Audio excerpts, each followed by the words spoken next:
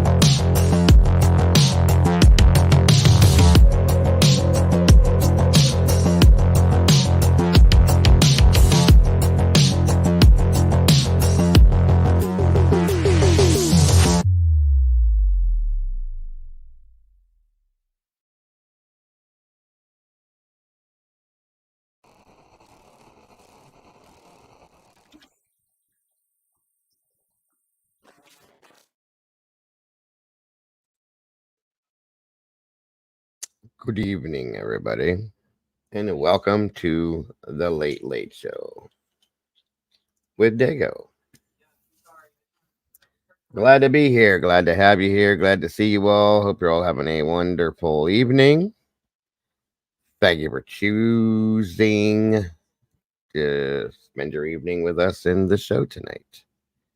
I appreciate it very much. And I appreciate you as well.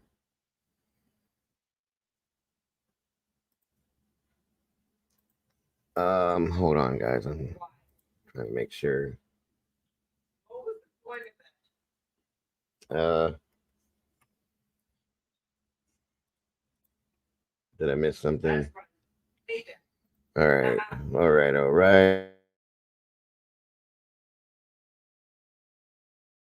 Please make sure you're hitting that like button when you come to the door, guys. Um, hello. Come on down, everybody. Get a seat, get comfortable, grab a chair, grab a stump, grab a couch, toilet, whatever you need to be comfortable. Grab it. Come on in. Come on in. Come on in. Oh, wow.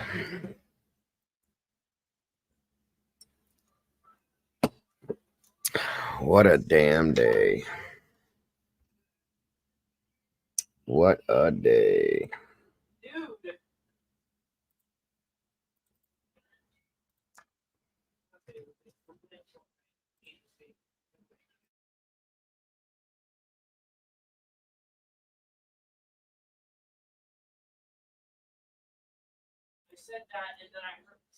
All right, all right. Come on. Well, oh, hello, Miss Kimber. Hello. How are you? I'm good. How are you? I'm good. Was that a trick question? No, it wasn't a trick question. Okay, just making sure. What a day this has been. Again and again and again. Come on in, everybody. Get comfortable, please. Again, if you will, please hit the like button when you come through the door. Doodle, Uh, I done told you about smoking butt. huh? Doodle said she had a pork butt in the smoker. Oh, okay. Sorry, guys. I'm a little wrung out tonight. Burnout. I don't know what do you want to call it. But I'm here, and we're here, and we're gonna do this thing. So thank you guys for joining us. Um, and again, guys, for those of you that were in the stream earlier today, thank you for being there and supporting that. I know it wasn't my typical stream, and there's a couple things I'm going to say about it. Um, but again, thank you for supporting it. I could not talk about what I was feeling at that point. I was quite upset. Still am about a situation that I spoke on. For those of you that may not have been there, although I've seen a lot of people in there, so thank you guys for that. The first thing I'm going to do, though, is I'm going to speak on something that happened towards the end of the stream that I'm not happy about at all. I didn't hear it when it happened. I was looking at Discord and my chat and other things, and I was not like tuned into specific conversation. Something was stated that was very, very, very, very, very not okay. Um, and I was played the clip, and I appreciate the person that clipped it and mentioned it because I would have never known. I don't really go back and listen. I hate watching or listening to myself. So I cannot apologize for what the person said. The fact that they said it, I apologize that it happened here because I am very much against that kind of shit. But something was mentioned and the Trayvon Martin thing was brought into it. I've never heard anybody say that before either. Maybe that's why I didn't catch it, but that's just not okay. We can't say stuff like that. Okay, I don't condone that kind of stuff, and I won't. So my apologies that it happened in here. And if it did offend anyone, of course, it should have. If it didn't offend you, then something's wrong there. So it's not okay. So sorry that happened in my show on my panel. It's wrong, and it's just bad stuff to, it's not. I don't know. I don't get it, but hey, not getting notifications for the video. Really? I don't know. Did anybody else get notifications in here? Because I know there's been a lot of issues with people having that problem. I did. You did? Uh huh. Okay. It goes in and out with people. Guys, do me a favor. If you want to be subscribed here, please check and make sure you are, because I guess YouTube has been unsubscribing people here and there. Wow, and that was the thing, Salties. I did not purposely do that either. I put a link in, and here we are. I didn't know it was going to be that whole realm of things that went on. So, either way,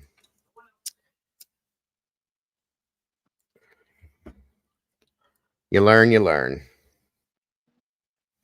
I know that's the thing. The like button wasn't working either. I had like I think almost 700 people that came in here, and I think I had 18 likes. So something was not right. Something's not right with YouTube, but hey. So I did want to put that out first and foremost. Live and learn. That's all I can say. Other than that, I do appreciate everybody, like I said, that came in and supported that. Yes, Salty. Um, thank you. Uh, oh, hey, there's Mom. Hello, Mom. Hello. I was on the phone with my kid. Thank you for supporting that, Tam, because like I said, it wasn't my typical stream.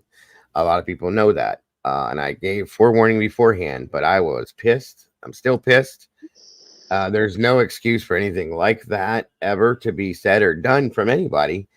For those of you that may have missed it, there was a whole thing that happened about a fake phone call, uh, calling into a creator's channel, pretending to be the friend or a friend of Stephen Stearns, just to get views on that channel. That's one of the most disgusting things I've ever heard in my life, based off of the fact of what it came off the back of. Okay. Madeline Soto is one of the most horrific cases I've ever seen in my life. You don't play with that kind of stuff. It's not cool. You're pathetic if you have to use something like that to grow your channel. Really? Come on. No. So that's what Hi, the Mom. stream is about. Holy shit, I thought I dropped it already. Let me try it again. There. I didn't say hi to Mom when she came in. So now I'm saying hello. I threw links. There's links are all Hello, out Kimber. for that. I guess I'll forgive you for not answering the phone now since you're on the sun with your phone. On the phone with your son. I was on the sun with my phone. You were on the sun with your I phone. was, Okay. ma'am. yes, It was Kathy. hot That's there, wasn't it? very true. I'm glad as well. For multiple reasons. So yeah. Boom, there it is. Hello, hello. Hello. Salty. Hello. There we are. The Hey. I missed most of the stream today. It's probably a good thing because just when I came in, I heard the tail end of it. And I do believe my blood pressure was so high that my top of my head was about to blow off. Yeah, yours and mine both. Because Madeline Soto is a Yes, case that I ma'am. have followed since the moment that child was reported missing. Oh yeah. You guys know that I go to her memorial at least twice a month. Like it is a good thing. I literally had to sit here and calm myself down Mm-hmm. and leave the house. I mean, like literally get in the car and leave the house to keep from going live myself Thank you, Mom, because I had to and do the same snapping. fucking thing. That's why I did this today. Like I said, I don't typically do it, but I could not hold the Mom, I want you to finish your thoughts, Mom, because I don't think we've been heard enough. Because I literally had to sit 24 hours before anybody mentioned what they did in the Maddie Soto case. Instead, I had to hear about hurt feelings all over the place. I get triggered. I keep that shit to myself. What triggered me today was when I first got up this morning, I had to hear what they did to Maddie Soto case. And I warned 2 weeks ago, as crazy as everything got in poor Sebastian's case and what I'm seeing that I am purely disgusted by, yeah. don't bring that shit to Maddie Soto. I watched it destroy Idaho 4 and 4 victims. This goes beyond that. This goes goes beyond that. You're right. It does, Dago. And way I'm not happy about it. We all know this motherfucker's been putting out fake phone calls for a long time. But as long as T-Rev is speaking what we want to hear, we're going to support for a minute. No. And then we're going to run over here and not support. Same with JLR. Oh, today he said something we like. We're going to support. Tomorrow we're going to hate again. Get over it. Get over yourselves. It's not about any of you. This is not about any of you. What I said in my stream today, I hope everybody heard clearly. And please, I'm too tired and wore out to be loud or obnoxious right now. But please understand something. I'm not telling people who to watch or not to watch. I'm telling you to pay attention to what those people are saying and understand what they're doing. This is a deceased 13-year-old little girl that lived most of her life in fucking misery. Excuse my language, but that's all it was. Misery. Okay. She's gone. Thank God she's not in that misery anymore. She's in a better place. I'm not happy that she's not with us anymore, but she's not in that misery anymore. Okay. And the person that did it's in custody. That's great. That's grand. It's whatever. It doesn't take any of it back. But for somebody to come out just to get views on their channel, to grow their channel, to make money, whatever you want to call it, and make a fake phone call pretending to be something related to that case is the absolute. I almost quit YouTube over this. I'll be He's honest. not the only one to ever do it. That's the sad part. Well, And I'm not going to start naming names and going down my list of people. to make fake phone calls to do something like that, there's a special place in hell for you, is all I got to say. People That's who all. intentionally put out stuff they already are aware of is fake, and doing it anyway and exposing their community to it and exposing their community over and over to people we're going to pretend are okay for a minute is gotten to the point it's disgusting. And I said earlier, what I was trying to reiterate just now is the people that are watching that and you know it. Did I No. tell you 2 months ago the people y'all were trying to reach aren't listening? It doesn't make any sense to me. That doesn't make any sense to me at all. We know that it was done. I have proof that it was done in the Idaho 4 case.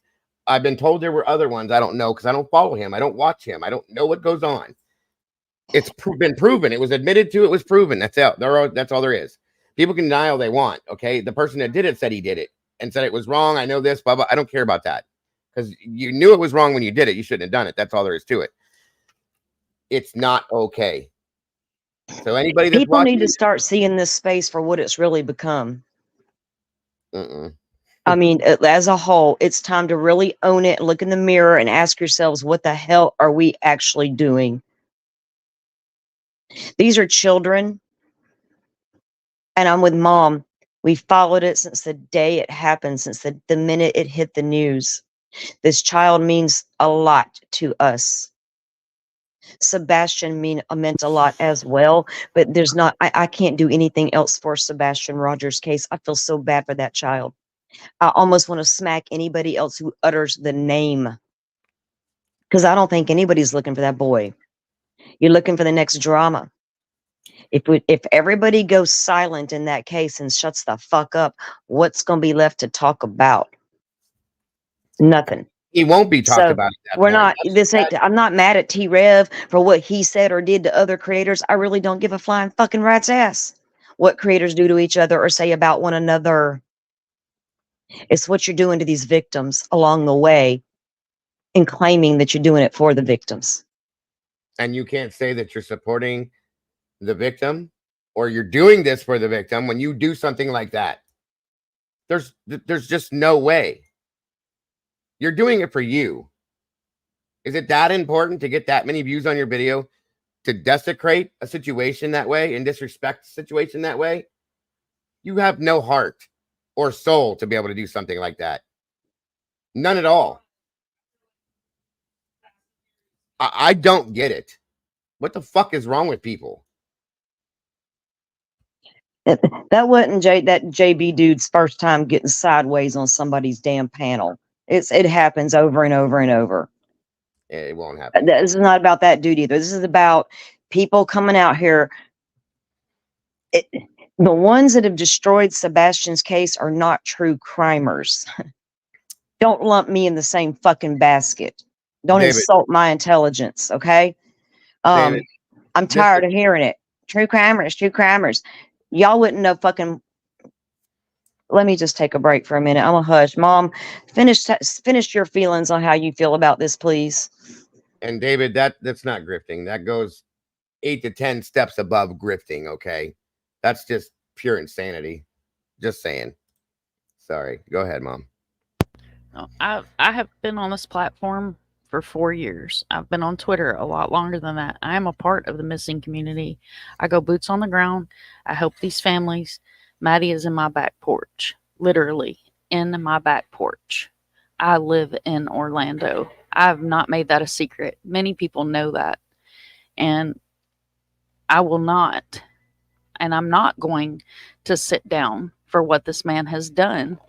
I think it's sick. It's disgusting. I hold both of them as accountable as the other.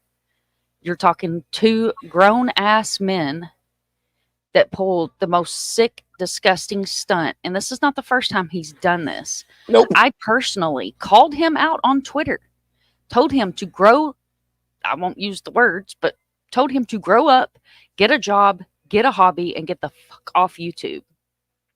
And he replied to me one time and then blocked me. And then I took it and screenshotted it and reposted it for all to see how big of a man he is, how big of a boy you are.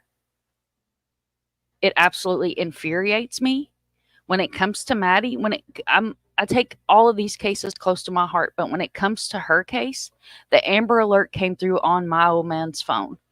As soon as I got off work, I was in contact with local advocates trying to find out where we needed to meet to go search for this child. So she's more to me than a case. I take out of my own weekends, I work all week long. I take out of my own weekends to go down there and take her beautiful things from us, from all of us that are here in the community that are here for these kids. You know, I do these things because she needed the love and the attention and the protection when she was alive. The least I can do is go to the place where she was dumped, for lack of better words, and make sure I take something beautiful there to show her that she was loved. It's disgusting. It's inhumane. And as long as people go and watch him, as long as people fund his cash apps, as long as people fund his super chats, he's not going to stop doing this. This is not the first time he's done this. So you're okaying it by watching him. Yeah. Yeah. If you keep his numbers up and his views up, and even if you hate watch the man, he's still getting views. He's still getting those watch hours. He's still getting paid by YouTube from a hate view. And I know that sounds crazy. And a lot of us here that are in the communities, you guys are not creators. You're our amazing community, and our supporters and our community and our subscribers and followers, or whatever you want to call yourselves, family. And y'all don't see what happens in the background. A lot happens in the background that never comes to these panels. There's a lot we keep out of here. That's fact. That's a lot. Fact. If I put out everything that had ever been emailed to me, if I put out every clip that had ever been sent to me, if I put out every little piece of information that had ever been sent to me, I'd have 100,000 subs right now. Because I've been doing this for 4 years. Dago knows it's the same way with us, Mom. There's something we've had it. I talked to right Salty now about that multiple things. Yeah, there's things right now that we just and people don't understand. It is to protect victims. That is the only fucking reason why I don't put certain things out there, is to protect these victims, because there's nobody else doing it on YouTube. You guys have heard me sit for here the longest time. I had to watch people tear apart Stacey Chapin for writing a damn book about her son. So what? You want to talk about what triggers you? I have a child 6 feet under. Maybe I got triggered when you went after the dead victim's parents. Maybe that triggered me, but did I come on YouTube and cry about it? No, hell, I did not. Because I'm a big girl. I own my shit. I work through it and I deal with it. My heart breaks for the mothers in Idaho 4. But I've watched those victims be tore down. I've watched victims be tore down in Sebastian Rogers' case. I've watched the parents be ripped to shreds, both of them, and no matter how I feel about either one of them. And now I'm going to see people come, doing this fake shit with Maddie. No.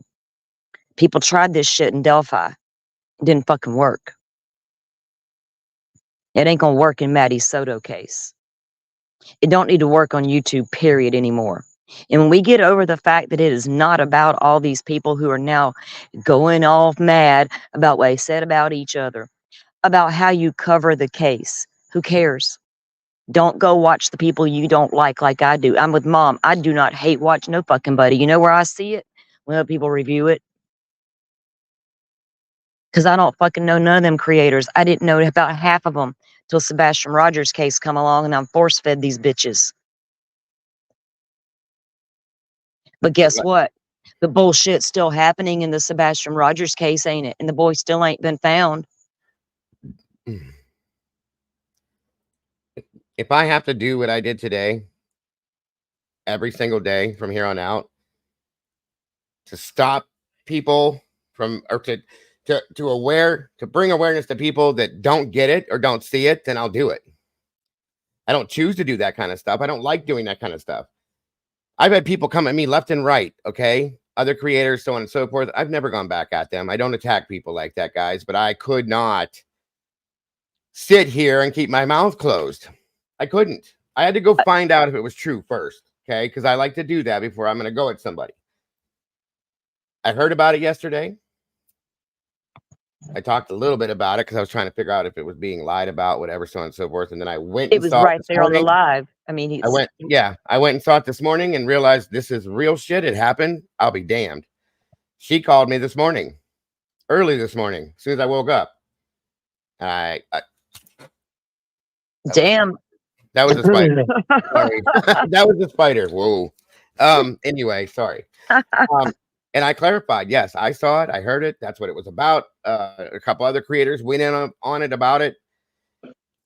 It's not acceptable, folks. It's not acceptable. There's nothing about that. YouTube is a fucked up place. Excuse my language, but it is. We know that, okay?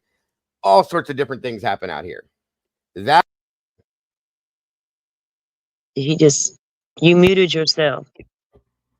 You hit the button, sir. all right, it's a stupid microphone. If you bump it, it turns on and off. Anyway.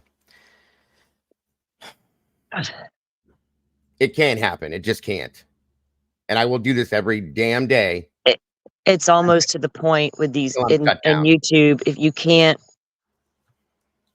can't be sensationalized or have the drama or a big giant conspiracy, then then it's nothing. We don't want to talk about it, the case, whatever. And I'm gonna tell y'all, every missing person, every criminal case out there ain't gonna have no fucking giant ass conspiracy. They ain't always got the wrong guy. All this nonsense shit is happening, muddying up the waters of what's really happening in real situations. And it's disgusting. And I don't understand. We don't create these crimes. We are not creators. You know who's creating people who aren't true crimers? They're creating lies because they see there might be money to be made in true crime. I'm not fucking here to make true crime money. I don't even know nothing about it. All I know is I'm going to talk about true crime. I don't want to talk about nothing else. Why do I need to bring a pack of lies into there with it to make it what? To do what? So I can sit here and lie to y'all more and more and more and more and more and have to keep that shit going because that's the only reason you're here to start with. Shit, every creator who covered Idaho 4 learned that the hard way, didn't they? Unfortunately, yes. Now they can't even talk about the case logically because, oh God, you turning on us now? You changed your mind about him? Well, last night seemed to prove that. Did that ever get resolved? Did you figure that one out or no? Yeah, the stream is back up. So it was probably a mistake. Got back up. It was, it had to be some kind of weird shit, but it was weird that it was shut down during the live for what they claimed it was for, harassing and bullying, when that wasn't happening, when I see this crap over here going on. And those lives are just up forever. But yeah, he did get it back up this afternoon. So well, then that's good. It was a mistake then. Like I said, YouTube screwed up for a couple of days. It's doing weird things. So anyway, moving on. Yeah. But I'm not the YouTube police. Salty's not the YouTube police. Mom's not the YouTube police. We know that, okay? That's all there is to it. I get it, but I'm not gonna sit and not say something about it. Okay, because there's people that don't know about it. There's people that didn't know that it happened that are running back over here to watch. Oh, where's he at? What is he going to say today? Do you really want to watch somebody that does that? Knowing that the next thing that comes out of his mouth could very possibly be the same type of shit. How do you trust that? Look in the mirror. Ask yourself that question, guys. Please, because I had to do it. Yeah, and I'm with Mom. I had to just today. I didn't get home till 9:30 tonight, but I just couldn't today. I said a few things in a chat earlier, but I was like, I need to stay off this damn phone because I really wanted to. I was not happy. Yeah, CL, we're gonna get to it, CL, I promise. Yeah, go ahead, Dago. You're fine. I just wanted to make sure this was known. We will get to that. I just wanted to answer. A couple of people asked about it. Yes, we're gonna move on with that too. This is important enough for me to explain what and why. Well. We're going to get to the Brittany Murphy, but right now, and I want this to make this very clear. I do not care about the creator drama they're conducting amongst each other with this T-Rev bullshit. This is about what he did to the Maddie Soto case. That's Don't all it is. mess with these cases. And that's what y'all are all getting away from. These are real victims, real cases, real things happening. Instead, we're over here talking about all these different aspects and all these people and all this drama and nothing, and we don't even care about these victims. Yeah, it's not I a video do. game. I It's do care about Maddie Soto. Mom cares about Maddie Soto. I have not been mad one time so or do I. triggered by T Rev's bullshit because I already knew the man was about the bullshit. But this morning, when I realized they'd done some shit in the Maddie Soto case, oh hell no. No. That's where I draw the line. Like I said, adults are adults. Y'all need to start acting like it, quit tearing each other apart, quit talking about the shit, and let it die out. Let it go. It's not doing anything. Y'all been saying it for months. It's not doing any good, not doing any good. But y'all gravitate to those channels and to those streams like nobody's fucking business. That's fact. It's fact. I haven't watched a stream he's done since about 3 years ago. Two and a half years ago, I'll say. There's no point in it because it's all bullshit. Okay. But that's my opinion. You don't have to agree with me. And I'm done after today talking about this, unless it happens again. And then I will speak what I think on it again. Just letting you guys know. Okay. This stuff is important in what we have out here, guys. We cannot just sit and let it go by. That's what's happened. That's why it continues to happen. When you sit and you let a dog pee on the corner every single day and don't say a word or tell him it's wrong, he's going to keep doing it and doing it and doing it again. You got to stop it by saying something at least. Okay. Bringing awareness to the situation so people go, oh my God, really? And then they make their choice. If they choose to stay with it, then, well, that's where the mirror comes into play. Okay. And if not, then good on you. That's all I'm saying. If we could just get more people to fight for the victims and their rights. Yes. My God, I've had defendants' rights shoved down my throat. I've had, all this, and I believe in that. Don't get me wrong. Innocent until proven guilty. I believe in the justice system. Poor Richard Allen's over there getting the fucking shaft, and he very well could be a cold-blooded murderer. I don't know. But he's getting the shaft while Koberger's got it made the fucking shade. And it's weird to me. It's weird. Nobody gives a rat's ass what's happened to that dude over there in Delphi. But, we going to worry about Koberger over here in the county jail getting his vegan meals and his fucking suits to the courthouse. And why ain't his fucking attorney apply for a new bond hearing since they got this alibi and all this other good stuff against, we're innocent over here. Then get me some bond, bitch, and get me out of here. But no, you still sitting there. So that tells me a whole hell of a lot. I'm mad. I'm sorry. Can you hear me? Yeah. Yeah. Okay, I just want to make sure because You're good. I was over here talking and y'all We couldn't couldn't hear you earlier. before that. No. That's why I left and came back in. But no, it's about the victims. Yes, I care about Maddie. I care about Sebastian. I care about the victims. Genuinely care about the victims and their families, except for Jennifer Soto. Wow, that doesn't even count towards this. No, but she doesn't count. But anyway, I do care about the victims, and it is about the victims and their families. And as long as people flock to, which I've never been exposed to T-Rev or some of those other ones, because other than when somebody else plays them on their channel, because I don't go there, have no desire to go there. So, but there has to be some accountability, and because they're going to keep on, it's not going to stop. So they're not going to make, YouTube is going to have to start holding them accountable. there's where part of the problem is that YouTube has their stupid ass terms of service and they allow all of this stupid shit to go down, but then they go after people that do nothing. It makes no sense to me. Because that's people. But society needs to get their damn morals back. They do. Okay. Society needs to get, I don't need YouTube to tell me when I'm watching a pile of shit. No, you don't need YouTube to tell you when you're watching a pile of shit. But unfortunately, a lot of people's moral compasses are broken. Well, and that's very, very unfortunate that happens. Very unfortunate. And unfortunately, you can't fix that. So then YouTube needs to make these creators, well, they're not even creators. I don't even, these piles of shit accountable for what they do. But I agree with that, but they're they apparently not. They they'll won't make them accountable because these piles of shit doing their drama bullshit no. make them so much fucking money. And that's where it's at right there. They make YouTube money. And then you got those tons of people sitting there throwing the money to the person every night. I can't fix stupid. Forrest Gump's mama wasn't wrong about that shit. No, I'm you not gonna can't be. fix it. I'm not gonna be the YouTube police. But like I said, a lot of it has come down to no more. It's no more about what they're doing to the victims. People seem to forget that. It could because it turned it. Look what Sebastian's turned into. First, we're gonna go. I know. Everybody. We all know how it started. They went after each other for talking about the parents being involved and blah blah blah. And then the Seth and then his craziness and stupid shit. And then it became no, then it was about what we're doing to each other and saying, and it became a hot fucking mess, a train wreck that I don't even want to look at.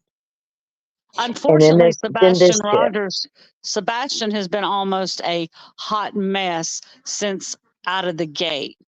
Because almost since out of the gate, it started with Katie and Chris did something, And a and it lot of just people blew believed they up. did. And a lot of people believe they did.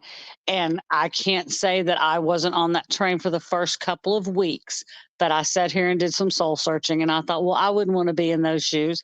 And then I'm like, look at all of it. So I did. But that's what Changed everybody my should be mind. doing with every case from the They beginning. should. Yes, they should. But they're not led to do that. No. I was there. I watched everybody do that, and I'm like, what the hell? I watched But it with. I've seen it all. I'm saying people need to check themselves. Sometimes we have to grow up, hold ourselves accountable, and look in the damn mirror. I've had a lot of things happen to me in my lifetime.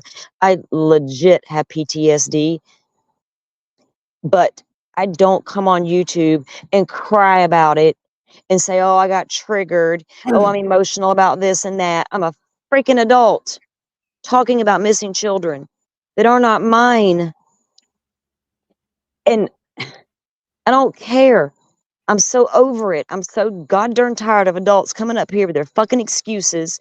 Own your shit, people. Look in the mirror and say, why am I buying it? Why is this logically makes sense what I'm being fed today?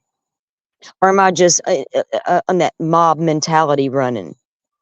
See, that's the We create the culture sometimes, and then we don't own what we've done. there has to be accountability for something like that. There really does. Come on now. there does have to be accountability. And some of these people will not stop watching until those channels, they will not stop watching. They will not stop donating until those channels are taken down. Because it is the mob mentality. And there's nothing you can do to fix it. Well, That's just the what people they who do. say they're all right. So if we're Well, tired of it, you we can fix probably it. shouldn't You stop participate in following any it. of it anymore, huh? That's it right there. That's what I'm trying to say. Thank you. I'll say it That's it because right there. If you don't want it, don't watch it. I've watched people who are tired of it continue to participate in it, and that's all I'm gonna say about it. And that's that. Mom, do you have anything else to add to that? No, just other than the fact that all of us are not dirtbags. All of us are not doing this for the wrong reasons. Some of us do this for the right reasons. And I hold my temper a lot. And I'm usually quiet when I'm over here because I respect Dago. I respect his panel. I respect his channel. But when it comes to a child that is close to me, then I'm going to say something. And that's not feeding the fire or feeding the trolls. That is the fact that I personally myself went after him. And he, like a child, commented and blocked me, which is fine because you can block me all day long. I don't need to see anything he has to say.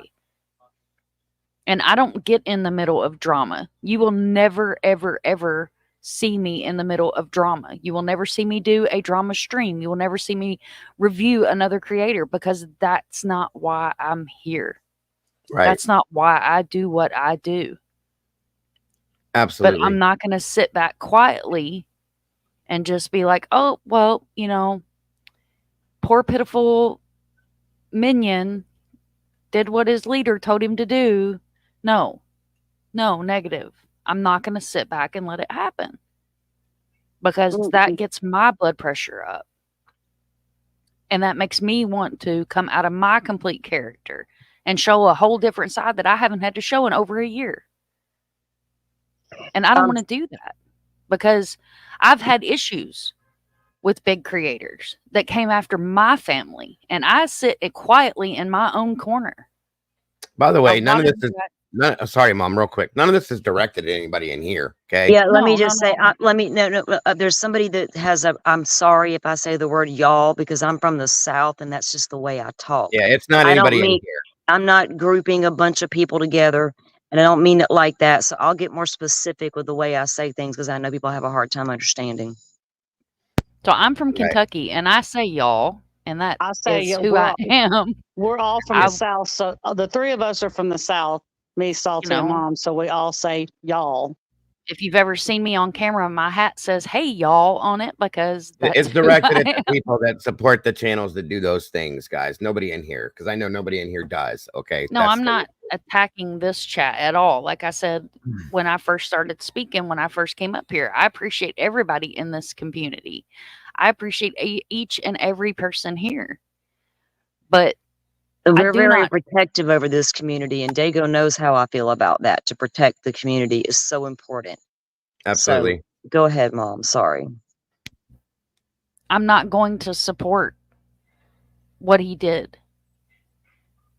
And like I said, this is a child that is very close to me.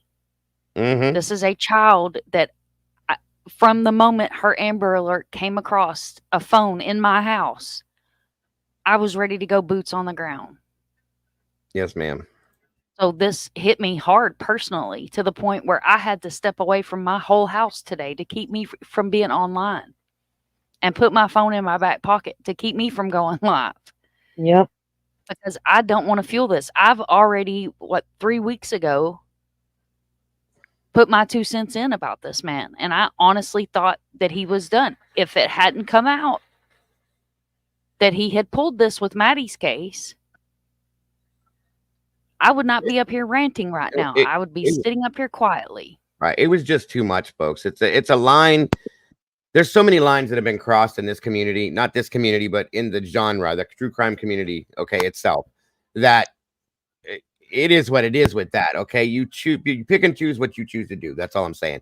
But yeah, when you cross that line, okay, that I was so angry when I realized it was real. It happened. It literally, I couldn't even explain how angry I was.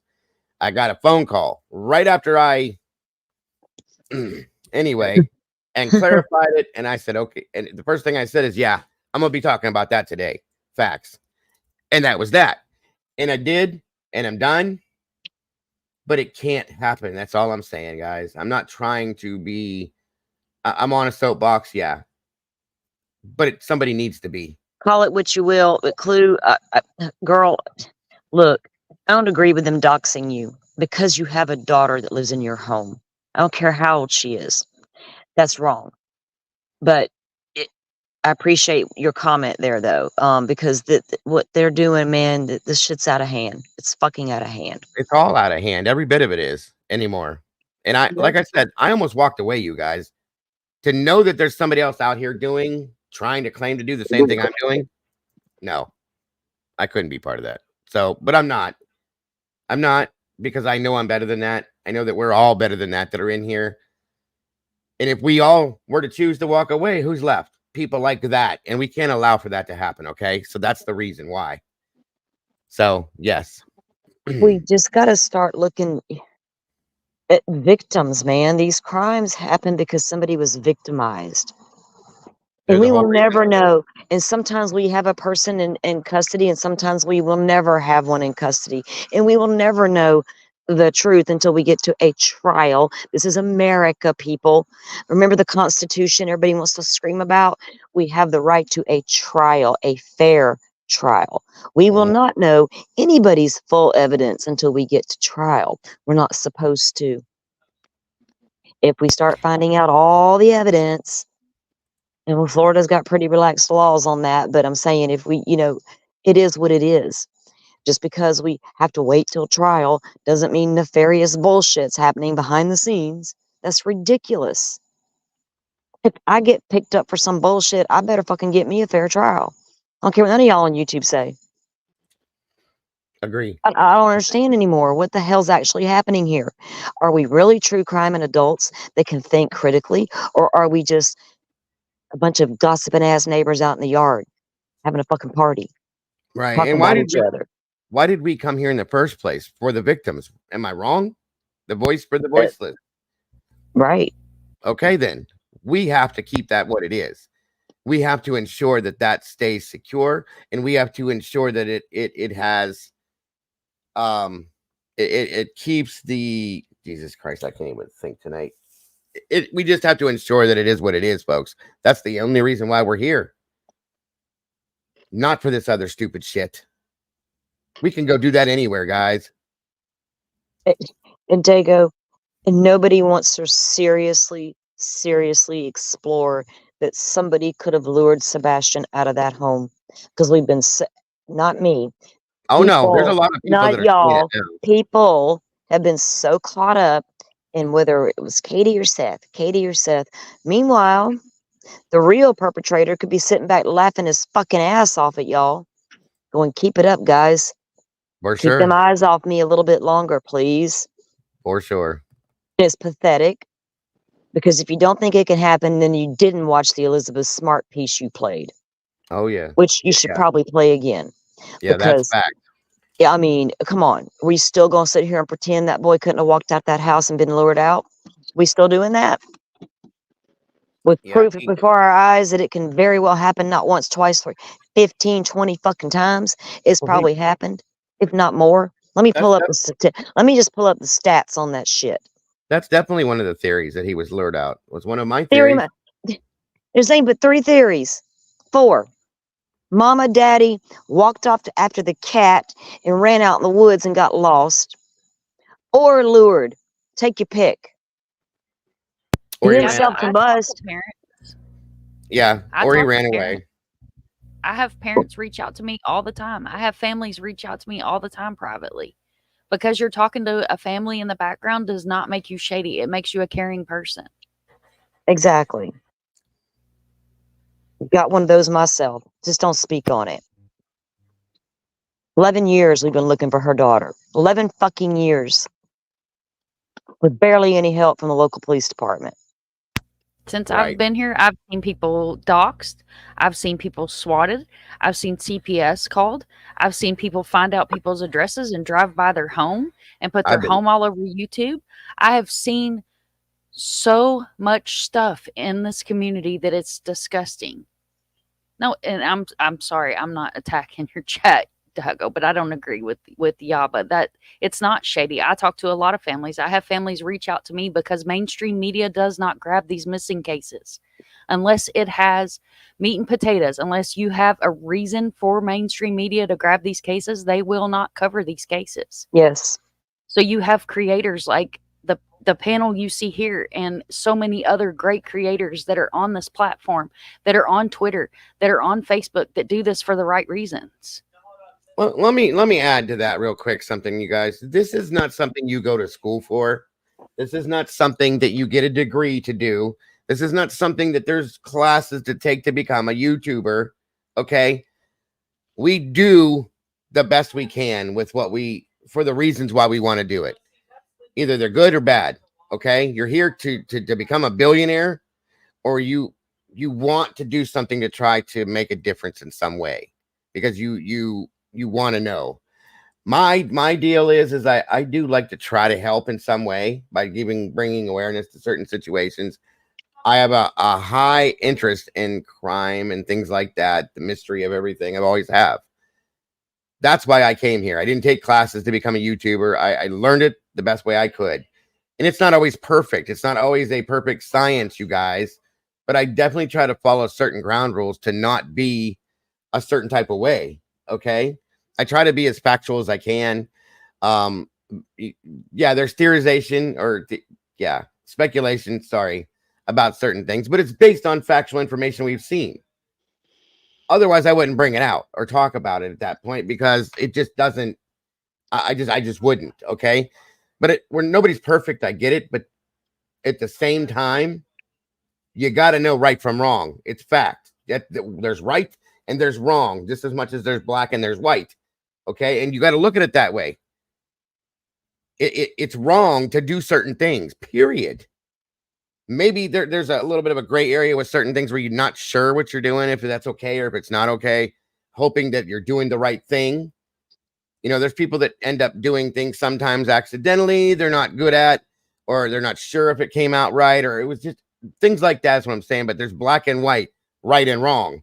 And that is known to be wrong in any way, shape, or form you look at it, guys. There's no excuse for it ever. So for anybody to tell me that I'm complicit in something, I don't. No, because there's things that we got, Dago. We could put something out right now when we get off here that would blow up, Of and we're course, not. And we're not going to do it. I'm not going to do it because because of what, morality. because of what I know it could possibly do. And just like Mom says, just because we speak to a family behind the scenes, maybe they're not getting any help from law enforcement after years of looking for their loved one. And maybe there's things I do not bring out on YouTube. There's no reason to. And there's some things I need to make sure that when I do present it, it's not going to have all this weird shit come at it. Because I Exactly. also got to protect this mother and the integrity of the case. And there's certain things that just can't go out there with. And that's where you come in as the creator. Your personal moral compass has to matter. And if you don't have one, it's going to fucking show. That's fact. That's fact. And sometimes it just shows. Like that situation, it clearly paints a portrait of who that person is, obviously. Okay. In my opinion, of course. But I think everybody's going to agree with me at that position on that point. Okay. We could talk on and on and on and on about this all night long, guys. The point is stop supporting creators, whatever they call themselves, whatever you choose to be, that are doing things like this that you know they're doing. Okay. A lot of it's just common sense. Okay. Think about that for a minute. Brian Koberger. Let me just use this as an example real quick and then I'll be done. Brian Koberger has been accused of a quadruple murder in Idaho. We all know that. He also has a PhD in some things. He's got a very high education, blah, blah, blah, so on and so forth. Why in the hell would he pick up a phone and call into a YouTube channel, especially a channel like that, to talk about whatever he talked about? Does that make any logical sense to anybody? Oh, I've got the entire clip. I've had it since the day it happened. As do I. Okay. And I also have an email that was sent to me about that situation that I Yep. never brought out. Okay. And I won't. And I never planned on it because it's not my job to police certain people. And remember, who brought us WSU Mom Kim? And lo and behold, 2 days in a row, I did not summons her, but she appeared. So don't say I did. But y'all know I ain't scared to talk about it, so I'm fucking gonna talk about it because I'm fucking pissed. But that is who brought YouTube WSU Mom Kim straight out of the Facebook pages because somebody in the Facebook group told her to go find T-Rev. I saw the post when they did it because I've been watching her since the Facebook groups before she hit the YouTube. So that's where she went. Detective John, my God, tried to tell everybody. Nobody would listen. And then we know what happened. And then Jules, bless her heart, finally said something. And nobody really liked that at first. Oh, damn, Jules spoke out against Kim. Oh, God. I'm over there cheering in the cheering section because I tried for a long time and I was attacked for it. Literally fucking attacked for it to the point where I left chat for a couple months because of it. No, Ray, it was T-Rev first. Yeah, Hi, T-Rev Dorothy. T-Rev brought her first. So he's brought you a lot of BS over time. A lot of it. A whole lot, actually. If you go back and think about all these cases, think about it for a minute.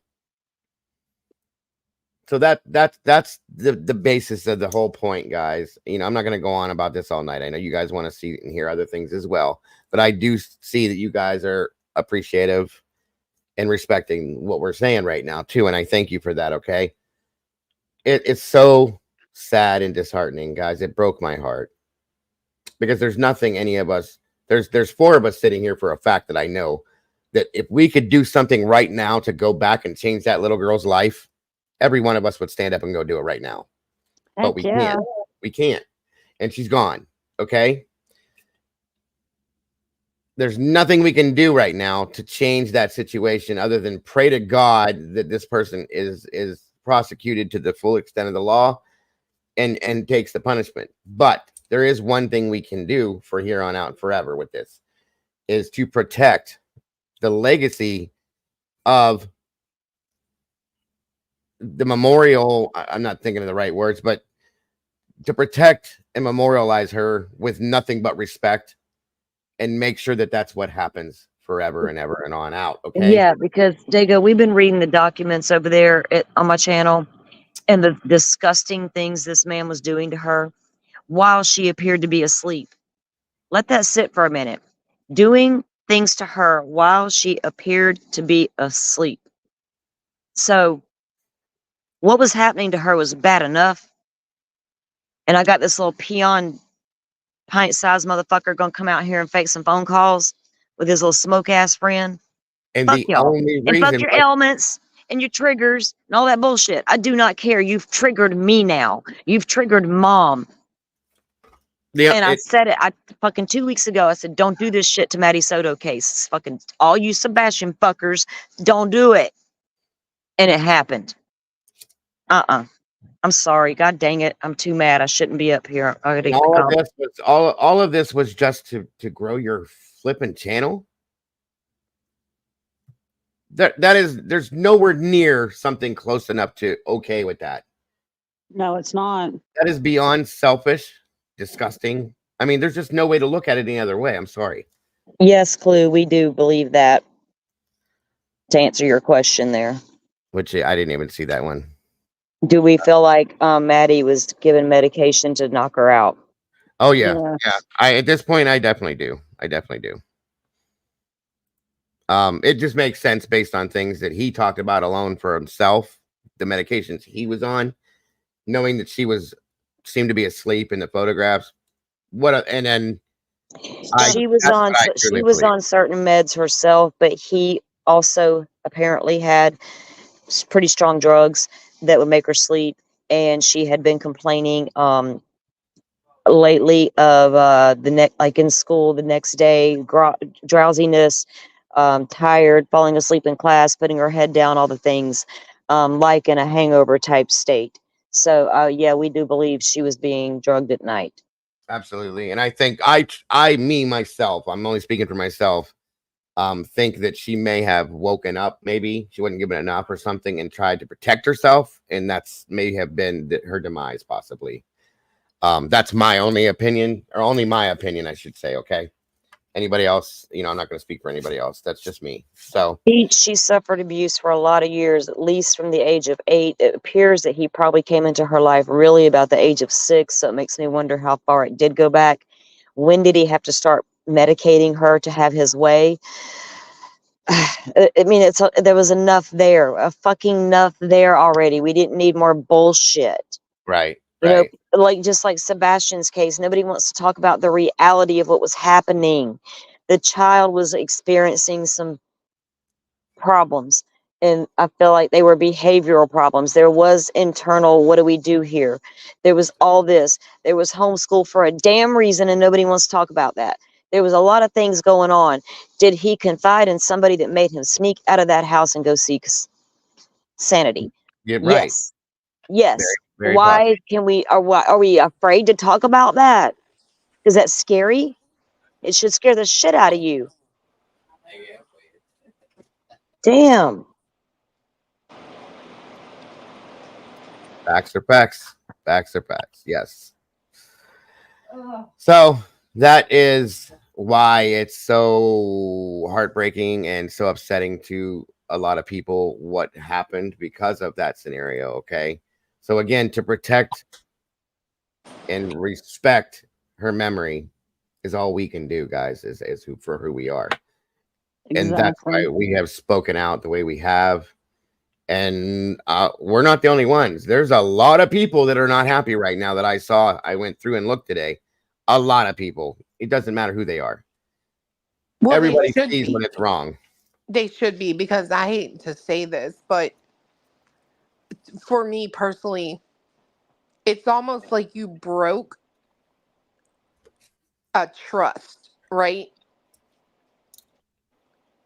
Like Yeah.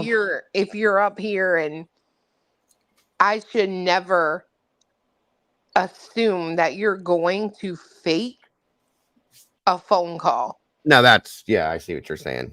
Agreed. Exactly. These people. Exactly, Clue. That's the thing right there, because it's your community, right? And Right. they entrust you, and Dago and I've talked about this.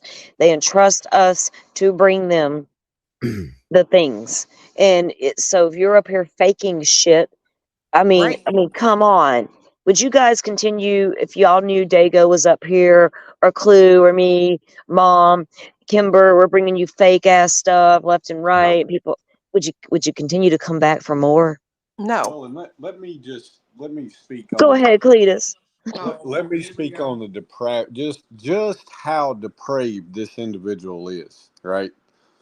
So not only do you get involved with somebody who's involved with the father of a missing child and then move in with said woman, but then at that point is when you decide to set up a live and set up a fake phone call in the middle of another deceased child's case. Right. You have absolutely no respect for human life. You have no respect for anything or anyone, and anybody that watches you needs to be made aware of it. And I am so glad, so just beyond happy to see the level and the rash of shit that this man has gotten give to him today. And I, for one, hope it continues, because he lives a mile down the road from me, and I can promise you, as long as he's in this county where he's at, he will not go live and do this shit and live in peace. Oh Lord, I need to come visit. Yeah, and it could never. And listen, guys, there's a difference. Understand something. We all make mistakes. Okay, we do. Misinformation Uh-uh. happens from time to time. Yeah. What we do. This was not a mistake. This was not an accident. This was not misinformation. This was blatant lies that I would never bring to you guys ever, ever on purpose. Neither would Clue, neither would Cletus, neither would Mom, neither would Salty, neither would anybody else that I know that I surround myself with ever. Because you guys come here for a reason and you look to us for a reason. And I know that, okay? You trust in what we do. You cannot say that these people don't understand that this was absolutely done on purpose and that it was the worst thing you could possibly do in a situation like this. And I don't even get it. Like, you have enough crazy people that call your show. I've heard them. It's I greed. You know. have enough It's nothing but crazy. greed, Clue. Greed. So But it fits right in though, Clue. So if you get all these other weird ass callers, then you get this random, oh, I know the victim, or I knew the assailant. In every damn case, dude, you get the caller. Every right, every the So every only case. person. all of They a don't call sudden, Dolly. every case that pops off, there's somebody in that close to the victim that knows about T-Rev on the YouTube. Bullshit. Yeah. But they don't call Dolly, who gets just as many views. Hell, I think maybe he gets more. They don't call Dolly. They don't call you. They don't call me. They don't call Right. any other creator. Nobody except for him. Come on now. They don't Yeah. call Pascal. They don't call JLR. Right. Right. They call the leprechaun. They call the little leprechaun, and they say, "Yo, yo, We've bro, been what calling up?" out his phone calls for a long, long time. Yeah. Just like Bullhorn and JLR and all the rest of these people that's being called out since Sebastian. A lot of us have called them out for a long time. Gosh. Nothing new here. We've seen it all from these people. No, So but this it's was been the going on. personality. It got I understand it's reached new levels. It reached new levels in Idaho 4 day go. Then it reached even higher in Sebastian. Y'all don't think the next case is going to go even crazier if we don't fucking say no, we're not going to do this And and put that's the why we're fucking doing brakes it. on it? Yes, that's right. Right there. That's But it right there. it, but then people stop listening once it becomes all about the drama. And I'm not discounting what's been going on because there's a lot of bullshit. And I don't agree with what they did to Clue because Clue has a child at home, regardless of that girl's age. Well, but it's not about like it don't need to become about what happened right with that. R- It needs to Right. stay on the fact that this guy and people like him have no business being followed. No. Like they don't. No, And like it just is a fact, right? Because like you're saying, it just escalates and it's going to continue to escalate unless an example is made and people wake up, they stand up and they say, "No, we're not going to deal with this. Change or go away." exactly. I It, just, But I just, it's sad. It really is it's sad. beyond sad. It's heartbreaking. It's just all I can think about, you guys. This is why it upsets me so bad. Okay, is what this poor child had to go through for the last however many years. Because I think truly salty. I think it goes back further than from. I think it started. we know Yeah, well he was making posts from the time she was age 6 talking about knowing Jen and her. that During the year that those posts were made, she would have been 6 years old. and that's what But I'm the going with. but the My Probably digital started then. evidence, yeah, the digital evidence right now goes back to her, at least her being 8 years old. So did yeah. he have a phone prior to that with a different account that we don't know for the first Thank 2 years? You know what I'm So saying? so in Almost my So makes me mind, want to punch him in the face. That I that know, I hate these cases. I like this stuff is hard for me because yeah, I mean it's just I would literally this one's been rough. Just reading what occurred and how and yeah. what the mother did and didn't do and different things, and it's a lot to figure out and think about, and it's a lot. So But so like I was saying though, I take it back personally in my mind to 6, okay? Because that's what I believe. Somebody like this, if you did what you did it then too. I Yeah, agree. So from I the age agree of too, so Dago. 7 years, I'm gonna say 8 years, I'm gonna say whatever. All the main part of her young childhood, okay, was gone. It's gone. It was destroyed. Okay, misery. Hmm. That's all I can think about. So that is why it bothers me so bad that somebody she already went through that. She already went through all that. she Okay, was already victimized once, right? again, right, and so now she's gone, and she's in such a better place at this moment. I gotta believe that. Okay, and I will Yeah. believe that. And it's the misery's over, the pain is gone, it's done. The person that's responsible for this is being dealt with, so on and so forth. And then we have this happen, and the memory that we have of this child to try and celebrate her, okay, in her life the best way we can with all the misery she endured is stamped on and stomped on and spit on, in my opinion, by this shit. That is why I am so angry and so upset. I don't even know how to put it in words, you guys. I can't. Hmm. Okay. That's what I'm trying to get out in any way I can so that it's understood why this is such a big deal for me. I So mean you can't put that in words. You know what I mean? You can't. you It's really so can't. ridiculous that you can't do it. You I was really so mad today when I talked to Dago, and then after that, I'm like, Mom, I just put my freaking phone down. I said a few things in chat. I don't know if it was your chat or Dago's chat. I don't fucking remember. I bounce between. If y'all are live, I'm like whichever. I just go. So I'm in the car usually listening. But I said a few things, and I thought, you know what? I need to fucking back off because I'm gonna say shit people gonna take wrong because I'm chatting and the typing shit. So I just put it all down until I got That's home tonight, and I was like, I don't mean to come out here and come out hot. And Dago knows I don't want to be that person. right, Man, and don't mess Yeah. with these victims, man. Especially Maddie. Don't fucking do it. Well, I that's what it know. really I that's know what it people really are is, angry. Eva. I know people are angry, but I don't think there's anybody on this panel that is more angry about this than mom, because this is like mom's. This is very close to mom's heart, Of very, course, very of close, course. and it Yes, has it been is. since the day it happened.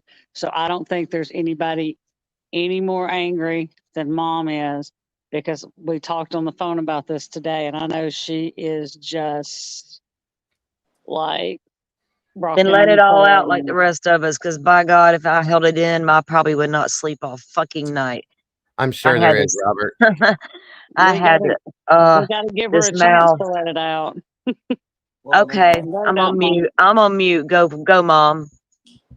I'm just disgusted by the whole thing. And like everybody up here has said, she went through so much in the short time that she was able to live her life, and so much darkness, that doing what he did or doing what anybody else did. And if I have to, if I see it, I can't even talk. I If get I it. had been in that chat that night and knew that that was a fake call, I probably wouldn't have made it 30 seconds in the chat, because I am the first one that'll go into a shit channel and get blocked, because you never know where I'm lurking in the bushes, especially when you have somebody that's close to my heart, that's came into my heart. This is my backyard. I go twice a month to check on this baby's memorial. Yes, I she cover does. her on my channel. I go live so I can take y'all with me. Not for clout, not for views, none of that. I do it so the community can come with me and see where her memorial is and how much it's grown. I went with I you. I don't I don't go on my channel and I don't talk about all the darkness. When the first set of documents came out, I literally made it 3 minutes and I closed the tab, and I told my community, I cannot read these. I They're cannot hard. They're read this very out hard. loud. Yeah. I cannot do that. I personally was nauseous because I could not read those documents out loud. It's very hard to even look at it, let alone hear it. You know, I'm so upset over this whole thing. And I literally bowled last night and then I bowled today. And I was in the chat here earlier. And for those of y'all that see me, I was not happy at all. I've not been happy all night long. Yesterday and today, I've literally bowled over to the point where it's disgusting. That's a Here. that's a good question about the legal issue, right? That's why I put it up there. I was curious Well, myself. I don't know about. I can tell you this much: I'm going to try to prosecute them for the doxing because it's now on video evidence that they did that, and I am going to pursue that as Is far it as the law will let me. and the well, moms, because I know that you've been involved in legal issues along with passing a law and all those things. So I would, and if you don't know, it's no big deal. I don't want to put any pressure on you, but with a situation like what we're talking about, with what was done, is there something that is legally like It could can be done? possibly be considered as impeding on an open investigation, because Maddie's case is still an Mm-hmm. open Ah, investigation. Yes, that's true. that And was it my could whole it point. Mm-hmm. yes, from a Okay, legal standpoint, it could absolutely be that. When you jeopardize the case by doing shit like that,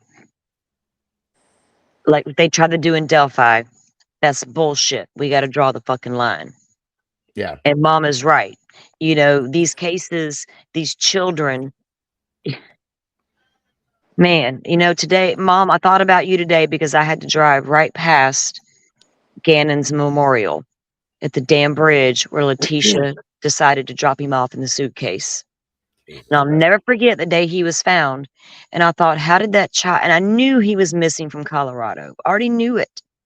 And when they said it was him, I thought, how in the world did that child end up under a bridge in my fucking town across the country? Because the bitch put him in a U-Haul and drove him and dropped him off the bridge at midnight.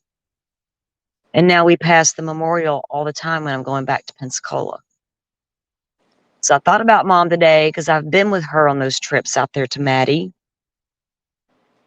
And I've got the video from her birthday party where she's out there in the Florida sunset by the lake, prancing around with her little dress on and her blue streamer, knowing what happened to her that night. And this little son of a bitch is going to come out here and post photos of his kids. I saw your kids on Detective John with your ex-wife talking about you, T-Rev, and your fucking lack of caring and your lack of paying child support and all the bullshit that I didn't fucking care about to start with. Here you are again, throwing shade at this little baby girl. Fucking lucky I'm not in Tennessee. My mama taught me better than just to run my fucking mouth. You have no idea. Oh, trust me. Oh, I have no- know. the I day- feel y'all. I'm from the fucking South. I feel y'all when y'all talk about how it is down here. I get it. Well, the no. day You don't. I found out You where don't he was understand. at, He's 0.9 miles from the house. the day I Damn. found out where It's he was maybe at, it's a good thing I'm not visiting right now. I'm not at y'all's wedding or something shit. it's been one of the hardest things I've had to restrain myself from. Well, y'all need to, in all honesty, come on, we've got to be realistic. Is he worth it in the long run? Y'all do have a No. daughter. No. But it would be hard as hell to restrain at Oh some my God. point. We pass his house. Literally, if we leave here to go anywhere, we have to ride by. Like, if we leave here to go to town, we have to ride by there. And it, not just once, but twice. You got to ride by on the way home. Ain't no other way around it. Well, the And way the other he was day, just inserted himself over there in the Sebastian case and yeah, with the that's still girlfriend foul to me. stealing and the damn picture taking bullshit. And I don't care who's screwing who. I don't care when y'all met and when y'all hooked up. I don't get whatever. It proves that girl's a hoe.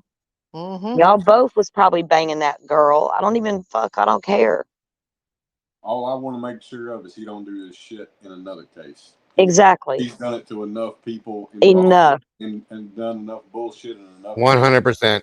It's time to go away. I agree, Yep. Cletus. Sure is.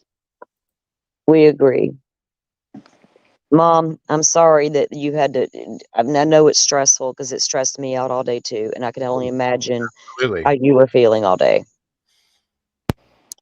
I think we Yeah, I'm all, livid. I mean, I'm I totally livid. absolutely. And I think we all, at this point, I think we can all agree.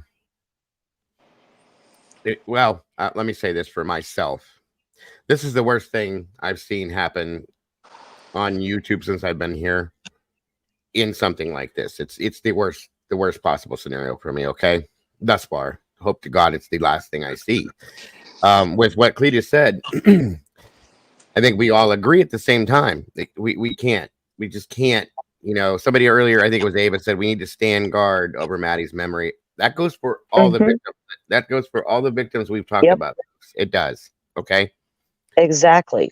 And even when we are, when I've been holding my streams about Stefan, we try to be so respectful of Maddie, Absolutely. and and now we are at this realization of what really could have been going on over there, and that alone is so heavy. People don't understand the heaviness of what that case is. Mom does. Oh yeah. And Mama plans to attend the trial, and that's going to be hard enough. And it's people don't realize we do follow these cases from beginning to end, literally. And sometimes they don't take long. Sometimes they take 5, 6, 7, 8 fucking years to get justice. We're still trying to get it for Libby and Abby. People are like, Libby and Abby who? The little Mhm. girls that died in the woods in Delphi. That's who. That's right. And yes, Paula, I think that's what upsets all of us, maybe even more. She says what boggles my mind is that even after it's been exposed, most of the followers will defend him and continue to support him. Yes, That's a they fact. will. That's the problem Yes, right they there. will. Okay. But there's no. I mean, there's nothing you can. His Wow. moral, his moral compass is so fucked. Just like Cletus says, he has no respect for human life. Nothing. So I think it's just, I mean, it shows he is a really, really shitty person, Yep. period. yeah, There is no other way. But it's almost like when you look at channels like him and Dolly Vision, right? I mean, there are a like a sect That of brainless people. bastard. I mean, Jesus Christ, that I Dolly know, dude. but there's a sect of people who really do look at it like it's I entertainment, know. right? And having a Exactly. fake phone call, that is a form of entertainment. It's entertainment. You're that, right. And that, that's the thing. This community, this genre, guys, it's not supposed to be, honestly, Mm-mm. an entertainment situation. It's not for entertainment. Okay. Not unless you're like into true crime shit. I mean, Well, you in okay? an You take entertainment people fact, like me and Mom and you, Dago, and whoever this in like came actually for true crime. You know, before YouTube, for years we watched it on different programs, Dateline, the 2020s, the different things that were out there that showed you true crime. That fucking Forensic Files on CNN. How many of us binge watch that shit all night long when the child wouldn't sleep or some stuff, and we the baby still do, wouldn't sleep? Right. still do. You know how Yes. much I learned from watching that alone? Real stuff, not fake crap. I didn't watch I those still watch fake that all cop night long. shows. Right. I Now, mean, but then you come here to YouTube and just like, whoa. When I came to YouTube full time for true crime, dude, I had to step back a minute and go, what in the actual fuck's happening here? right, right, I and was there is floored. I was floored by what I was seeing. the entertainment aspect for us is the mystery of what has happened behind the case and the enticement as to try to figure that out. Okay, so yes, I guess I was wrong. There is an entertainment value to that portion of this. The rest of it, okay, the drama that unfolds from some of this shit, the horrible things, it's not an entertainment factor, folks. It's horrifying. Okay, so that's the point I was trying to make, I guess. No, So, you're right. You're right though, Dago. But it's when they come in and they sensationalize it and bring all the extra stuff in and make it something it's not. You know, right, and they make it into this entertainment thing, and they have to keep rolling with it. So many people got stuck in Idaho because of that. We right, had to right. keep rolling. We had to keep rolling with it. That's why I stopped doing it. People got mad at me because I stopped You covering. did it. It was hard Nothing for else you to to cover, stop. guys. There was nothing else to cover, for Christ's sakes. There really wasn't. I did it all multiple times, and I can't do that anymore. When there's and I do go back to it for you guys, like told you that want to watch it. There's a hearing, I'm there. Documents, I show you. There's When the nothing trial wrong with happens, doing all that. I'll be there. But That's Yeah. all what there is. there's nothing wrong with looking at the hearings and the documents because that's important. Um, because there's literally nothing else there to talk about. We've Right. talked about it all. We went into all the scenarios. We investigated all of it. No fucking receipts for any of it. I've Yeah. got the whole layout, one full scenario laid out in a DM and a Twitter a long time ago. I ain't never talked about that shit. Everybody else has. But I there's a got the lot of whole stuff. I got the whole way it played out right there. Okay. Show me the proof. Absolutely. Well, don't we need to go to court for all that proof? It's weird. People are weird. I'm sorry. This whole genre has gotten weird. And like I said, I might be having a very tiny audience, but if I attract the true crime people, then I'm doing it right. And it Yeah. may be a slow build, but hey, I've been there, done that for a couple years for NFT teams. I know how to do a slow build Mm-hmm. and Mm-hmm. build a community and cultivate a community and share with you what Pharaoh scanning is really all about and tire tread impressions and what they could mean. all kinds of interesting shit to learn about. I don't Uh, care about the fucking drama and who's screwing who. right. Shit. I'll watch Real Housewives on the TV if I want to know all that. Very good point. Very good point. So, guys, at that point, I'm done. I said my piece all day today. I'm over it. I hope to God that there's not another time. But if there is, I will go right back into that mode again. From at this point, I said what I said. I feel the way I feel, as did all of us. Me personally, I'm done with it. I'm moving on because I just don't like the stress it brings me. Yeah, Okay? the energy it brings, my God, I don't like Deep. it. I got a It is smudge and all kind of shit now. I need to go in there and get my smudge right fucking now. right. I'm sitting Again, outside. I ain't even lying. I'm gonna go in there and get it in just a second. Hang on, let me go do it right now. I'm gonna mute. Mom, um, say What your is she final doing? piece. What is I'm she going to doing? I'm going to get my sage stick so I can sit. I'm sitting outside enjoying these frogs and shit. I'm gonna go get my sage stick and come outside and light it and smudge and let the smoke flow over me and clear away all that negative energy. Get out of me. thank Oh, you, Mm-mm. I was Bear. like, wait, I thought so. You're doing you, not like the building. I've Yeah. only seen it done in Well, the I'll building. do my house when nobody's home because they don't like the smell of it, which means they're demons. But um, Actually, Sorry. no. Actually, no. The demon. I'm gonna tell you what.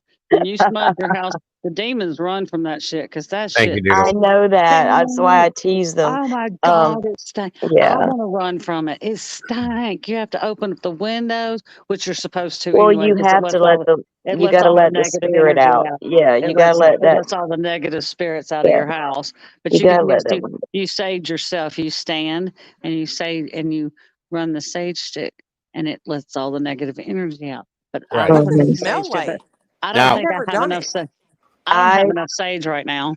I it personally doesn't love the smell. say It's me. It's a very calming smell. Some people don't like it at all. So they choose other stuff like Palo Santo sticks, maybe. But I use the smudge. To me, it's calm. I like Is it. it actually like the stuff that you put in food, sage? No, no, no. No, Oh, it's a okay, okay. sage bundle. I'll have to send you a picture. We have It's a, one.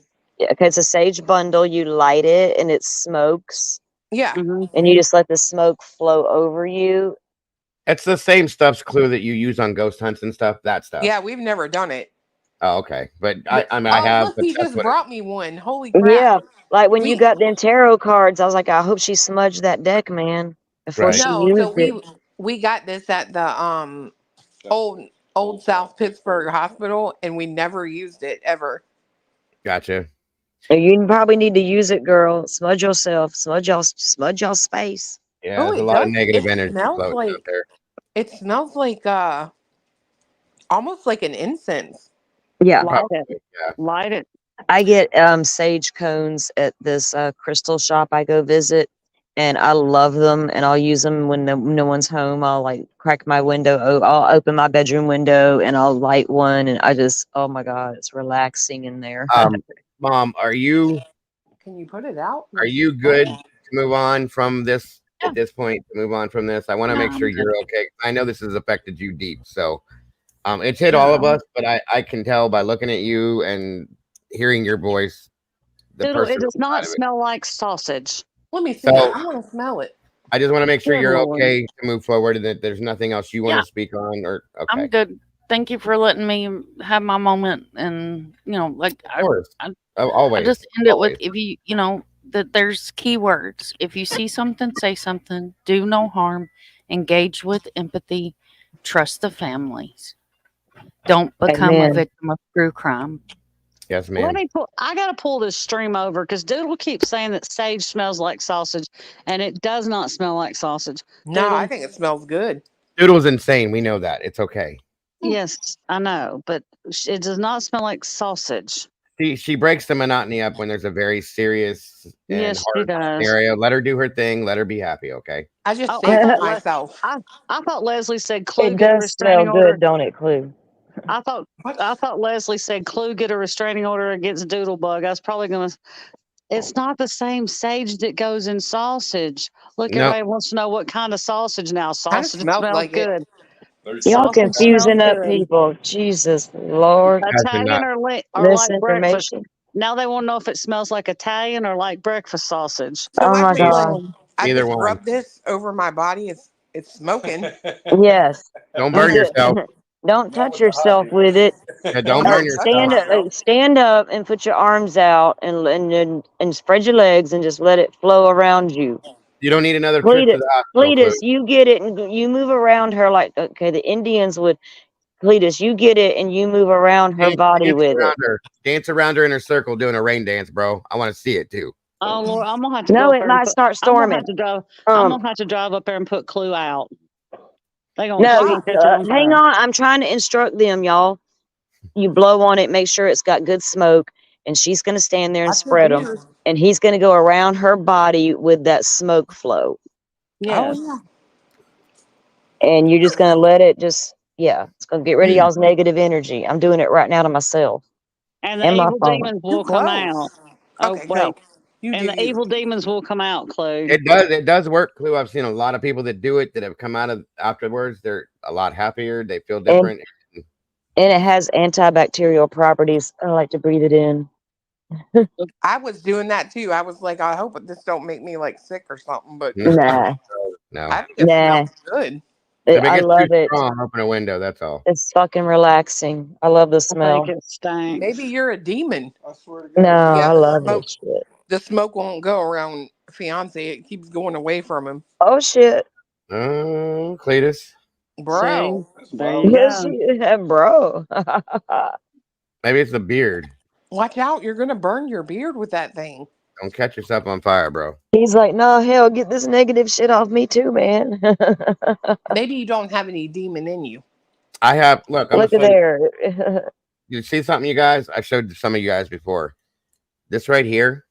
Don't be inhaling that way. Yes, I know what that is. This is made out of 100% solid obsidian. Okay, What is it sits that? right in front of me. I That I can't is know. a see very it. powerful crystal, and because it's in a skull shape, it's even more powerful, and it wards off negative energies. It's a grounding stone. There's a lot of things with obsidian. Okay, go ahead, Dago. It I had obviously doesn't work for ghosts. I had these things around me for That's your reasons. amethyst. That Yes, is amethyst. That is good for calming you. they We can don't have a always whole. work. I can do a whole stream on crystal healing if y'all want. I have Yeah, more littler ones, but yes, I there's a want, lot of I that. want, I want. Okay, I'll schedule.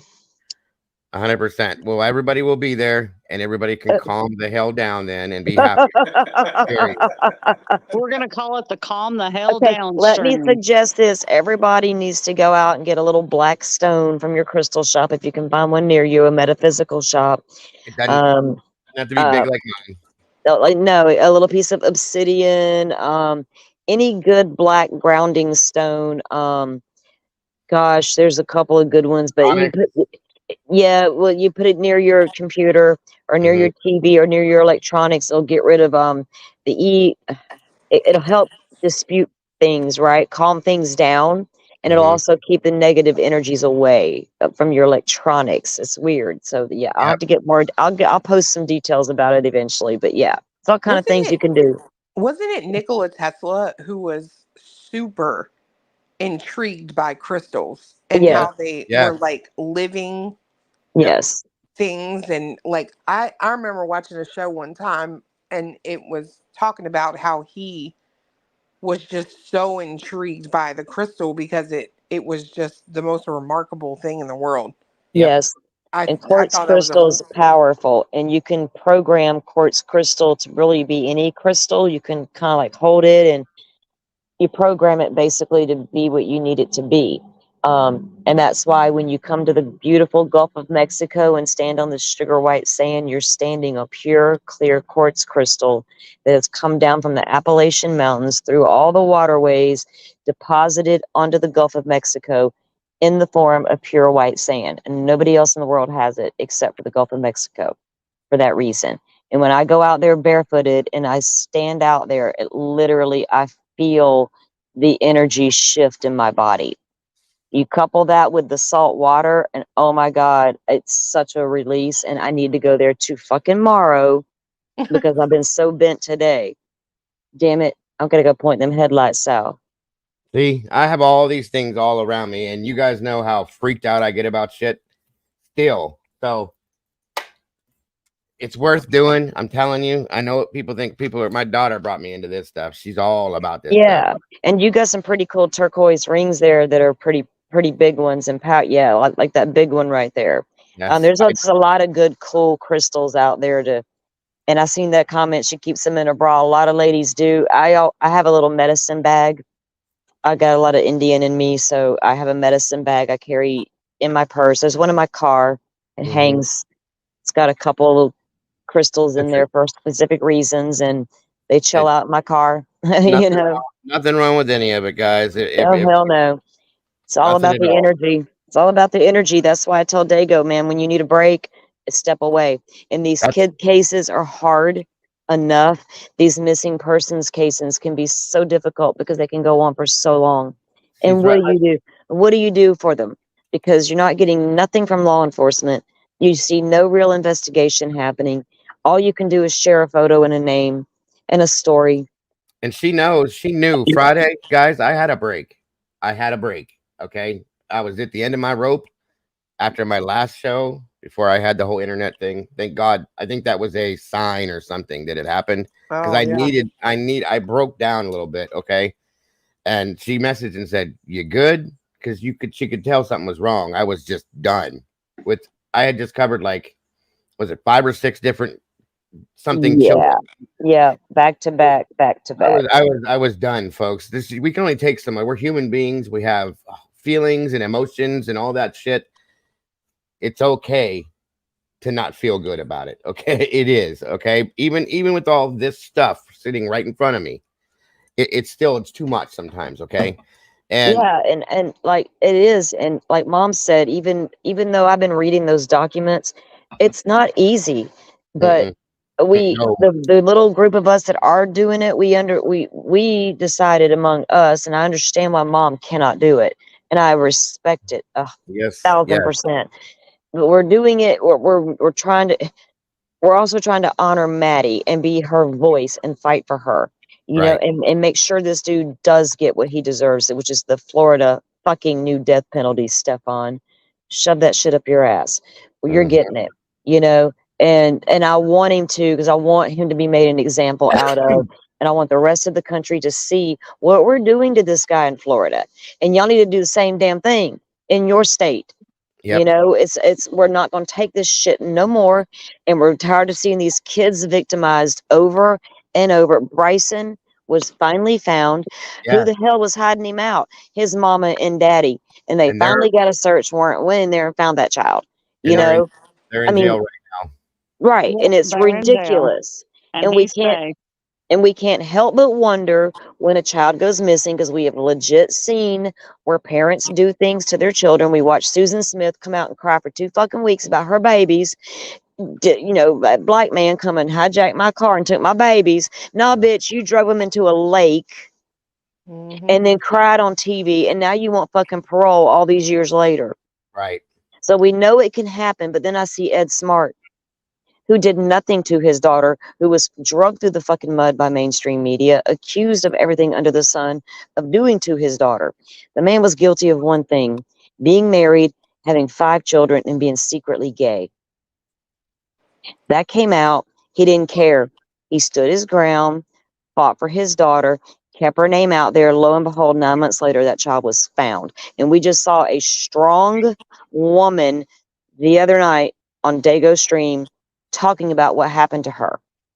We saw her dad talking about what happened to her. We saw her about the girl that she interviewed that was taken by the school guy for 10 fucking years and held captive yep, because she very made true. friends with the guy from that worked at the school. She befriended him. He understood her problems at home. So when her mom and her got into an argument and she left the house, she went to his house. Mm. And he said, "We can't tell nobody right now." And for 10 fucking years, chained her up in the damn bedroom. Right, So don't tell me it can't happen. It can mhm. go either damn way. We don't never know. And yes, these are the parents of Bryson Muir. Daniel and Kristen Muir, they're in jail. He Dude, said, I searched for a picture of his mom. I didn't even have time tonight to look for mugshots. That's crazy. yeah. And this is the guy that I showed you guys the video farming the minister of or the pastor of the ministry, so on and so forth. There it is. And he's good. Yeah, he don't look too happy now, does he? Oh well. Oh well. Uh-huh. So But anyway, it sucks that it's tied to that religion bullshit. it is very much And it so. gave me the Lori Vallow fucking vibe shit and Oh you yeah. know, and other Yeah. things, other cases that involve that. And oh Yep. my God. I try to avoid the cases that involve the religion because I don't I may Mhm. have opinions that aren't favorable, but I really don't care sometimes. But it's not one that I really would care to. I don't know. It's hard to explain. Yes, B, they were Lori arrested. Vallow was enough. I can't say enough about that bitch and her demon fucking ass. Is this Simon's autopsy? Oh, this is Simon's autopsy, isn't it, Yes. Dago? Yes, this is Simon gonna be Monjack. right. This Oh, is so the this is This is the the husband. husband. The Yes. husband. Okay. right. This is the husband to Brittany Murphy to finish up the rest of what we covered. Who passed away 6 months after she did. Okay. Um, and I don't know, for those of you that were with us last night for this, again, this is the side of true crime that I get very interested in is how and why stuff. Okay. So not to cut anybody off, but it's getting later and I wanted to get something rolling with it so that we didn't forget about it completely. So again, her husband was Simon Monjack. We all know the whole story about that. If you've been with us from the first night I started this, okay. This was the autopsy itself performed. The date was 5/23 of 2010. Okay. This is a little bit harder to read. It's just the ink on it, I believe. So 5/23 2010. The time was 21:45. Okay. Now let me make sure that okay, yeah.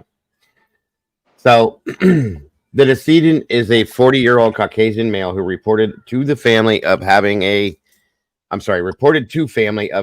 history of a leaky heart valve requiring future triple bypass surgery, grand mal seizures as the result of a fall 2.5 years ago, and a mild something fever, sweats, weakness, coughing, some syncopal episodes, vomiting, and chest pain a day or two leading up to his death. I think it means heart attack. Maybe. A mild myocardial Oh, wait, infarction. I skipped a sentence, guys. Let me back up. I'm sorry. Hey, was that the same thing that was listed on her autopsy thingy? Some of it was, yeah. Mhm. Some of it. Let me back this up. I skipped the whole sentence, guys. Leaky heart valve requiring future triple bypass surgery, grand mal seizures as the result of a fall 2.5 years ago, and a mild something 11. MI. That's what I'm telling you. I think it Is it means just MI? a Okay. heart attack, right? Oh, gotcha. Myocardial infarction, guys, which is a heart attack. So yeah, I couldn't see it, but thank you, Clue. Yeah, that is it because 11 of 09 he had a mild heart attack. There we go. That makes sense. The decedent was reported by family to have had approximately 9 bouts of pneumonia in the past year. What? He had pneumonia 9 times in a year. Something's not right with that. Okay, So so How long were they married? I'm sorry. I believe it was 3 years. they said I think 3. it was 3 years. So that's now funny. both of them have passed within a few months. Both have had pneumonia Mm-hmm. and heart issues. Mm-hmm. Okay. She had a mitral valve prolapse, and it looks like he did too. And now I'm going to be curious to know if he had severe anemia like she did. That's Yeah. going to be the thing. Okay. So 9 bouts of pneumonia in the past year and had a high fever, sweats, weakness, coughing, syncopal episodes, vomiting, and chest pain a day or two leading up to his death, which Brittany had the same symptoms too, Mm-hmm. including vomiting right before she passed out, or right, yeah. On 5/23 of 2010, he was found seemingly unresponsive and with purge emesis emitting from his mouth, just like Brittany was, which is vomiting or vomit, folks. Sorry. While in bed, he had been heard making a gurgling sound earlier. 911 was phoned by family, and paramedics were dispatched at 21:25 hours. They arrived and found the decedent unresponsive, apneic, and asystole. Asystole. And pronounced his death at 21:45 hours. So they heard him gurgling, never went and checked on him, never called anybody, and basically he died without having any kind of help. Okay. That's questionable right there in itself. So moving on. Extensive amount of medications found at the scene, so no obvious trauma found. Foul play is not suspected. Again. That was signed by Kelly Blanchard on 5/24 of 2010. Now, this is the investigator's narrative out of LA County, the LA County Coroner's Office. I'm sorry. The investigation, which is at 23:23 hours. So this was 11:23 on April 23rd of 2010. Assistant Chief Winter reported the apparent accident versus natural death of Simon Monjack to the FSC. I departed the FSC at 23:40 hours, arrived at the scene at 00:05 hours, and completed my scene investigation at 02:20 hours, I believe. Upon my return to the FSC, I phoned the decedent's mother in England. While at the scene, Assistant Chief Winter contacted the decedent's primary care physician, Dr. Richard Krupp, and spoke to him prior to my arrival, arranging for the decedent's medical records to be forwarded to his office. Assistant Chief Winter also spoke to Dr. Krupp concerning Mr. Monjack's medical history, advising him that Monjack had told family that he had cardiac problems and was scheduled to undergo open heart surgery as a result. Dr. Krupp advised him that he had not diagnosed Simon Monjack with any cardiac condition. And in fact, the decedent had undergone a recent EKG and CT scan with no problems found. Interesting. What? Yeah, this guy had an issue with lying about a lot of things, so that's not surprising at this point. But that's kind of crazy. Hold on a minute. Now, according to Assistant Chief Winter, the decedent resides at the above location with his mother-in-law. Murphy had found Monjack unresponsive in his bed earlier that evening and had phoned 911, which is Brittany Murphy's mother, Sharon. Responding LAFD paramedics had subsequently pronounced Mr. Monjack's death at the residence. I then obtained the paramedic run sheet from officers and read that at approximately 21:25, LA Fire Department engine number 41 and rescue number 41 responded to the residence in regards to a medical aid call. When they arrived, they found the decedent supine in bed, unresponsive and apneic. His last known alive time was reported as approximately 5 hours prior. They moved him to the floor and found no pulse, no lung sounds, and EKG found him asystole, and paramedics subsequently pronounced the decedent's death at 21:45. According to Sharon, her son-in-law had never recovered physically or emotionally from the death of his wife and her daughter, Brittany Murphy, in 12/09. Despite this, he was not suicidal, and she advised that he had been eagerly making plans for a coming memorial for Brittany. She advised that he had had a medical history of seizures originating approximately 2.5 years ago after a fall from a ladder while photographing. The seizures were grand mal in nature. She advised that he was prescribed medication for the condition, and she believed he may have suffered a seizure approximately a week ago. He did not seek medical attention after the reported seizure. He had a cardiac condition of a leaking heart valve and had suffered a mild heart attack in 11/09. He was scheduled to undergo a triple bypass in May 2010. However, he had rescheduled it. He had been diagnosed with pneumonia 9 times over the past year and would take antibiotics for it. She advised that he appeared to be suffering from pneumonia again, as he had suffered a wide range of fevers ranging from 105.8 degrees to 96 degrees. And Wait a minute. I've never ever in my life seen a temperature get 105.8. Okay, we're He'd have to talking be in the brains. He'd have to Yeah, be in the hospital because his brain would almost, if he wasn't in the you'd hospital scorch your immediately, brain. his brain would be fried, fried, Yeah, fried. yeah. you'd scorch your brain. All kind of things start to happen. Convulsions would have already been happening. They were both on antibiotics so far. Both have had the pneumonia. Both had the heart things. I'm waiting for the anemia to show up and the high levels of, was it metals or top? Was it metals? It's Metal, metal. lot of metals, yeah. So, I don't think he actually but, had the heart things. I think he actually lied about his heart things. Well, well, that's what they've said, but y'all have that's seen the documentary. I haven't. I've only listened to these autopsy right. reports. And so far with hers, the girl had medical issues. I don't know what caused her death, except what they said. Mm-hmm. But Right. there's some weird stuff about it. So I'm trying to see if there's anything weird enough about his. Because it's weird that if he poisoned her, now he dead these many months later. So I guess the mom poisoned them both, but there was no money to be had, or y'all said she did get it. There's got to be a motive. I mean, was she a crazy bitch, just psycho? I'm gonna kill them all. It could Okay. have been a little bit of But everything. there was that weird video you showed yesterday when the mom and him being all lovey dovey. Mm-hmm. Like, what? That was weird. And sleeping, they slept in the same room and shit or whatever to comfort one another. Right. Okay, yeah. Um, All that sketch, yeah. the temperatures went from 105.8 to 96 and was coughing and weak over the past few days. He was using a home oxygen machine concentrator. He had fainted a few times on April 22nd while in bed. However, she described this not as losing consciousness, but rather seemingly closing his eyes and becoming somewhat unresponsive on occasions.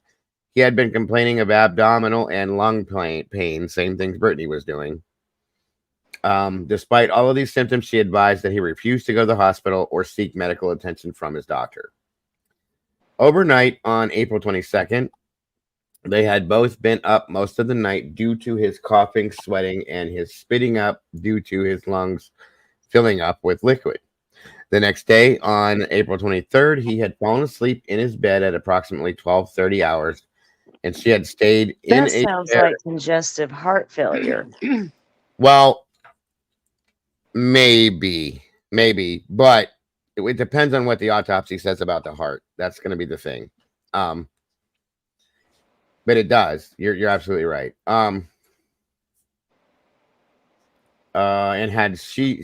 And she had stayed in a chair in the bedroom. She did not want to leave him alone while she knew he was feeling unwell. She advised that she fell asleep in the chair at some point and woke up several hours later, estimating the time as approximately 19:30. At that time, she heard him making a gurgling noise. She went to him as he was lying in bed on his back. She noted that there was liquid coming out of the side of his mouth and described it as brown. His eyes were closed and he was not responsive, however. She did not feel he was unconscious over the next approximate 45 minutes. She continued to stay with him, wiping the stream of brown fluid that continued emitting from his mouth. To her recollection, he never woke up or spoke to her during this time. Due to the fact that he continued remaining unresponsive, she decided to phone 911. She should have done it immediately. That's a problem. 45 minutes later, thanks. Right. The scene is in a large multi-story residence in a residential neighborhood in the Hollywood Hills during evening hours, and the home was very nicely kept. The decedent's bedroom is located at the southern portion of the residence and faces the street. It is spacious and contains a large walk-in closet, 2 bathrooms, one with a steam room, and a fireplace in the center of the bedroom. There is a sitting room upon entry into the room, and once past this, there is a sleeping area consisting of a large bed, flanked at each side by a nightstand. There is a chest of drawers with a large TV on it across from the foot of the bed. A chair next to the chest of drawers. There is a small desk and a chair in front of the fireplace facing the sleeping area. The entire bedroom feels somewhat cluttered with furniture, medical supplies, oxygen tubes, and masks. Personal accessories, paperwork, clothing, etc. The desk and the ledges surrounding the fireplace were all cluttered with these various items. The decedent is found lying on the floor next to the side of the bed that is immediately adjacent to the fireplace and the doorway leading to the walk-in closet and bathrooms. This side of the bed contains a nightstand, 2 trash cans, and an oxygen concentrator with an attached tubing.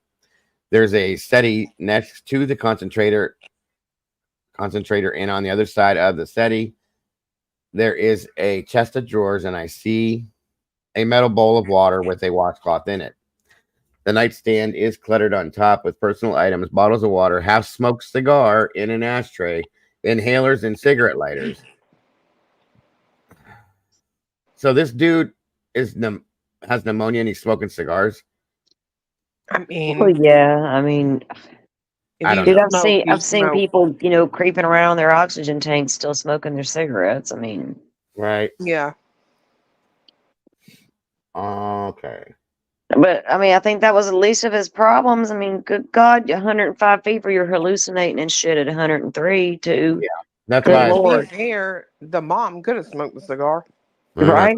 She Right. probably sat there and smoked a bitch while he was convulsing. From Mhm. sounds it.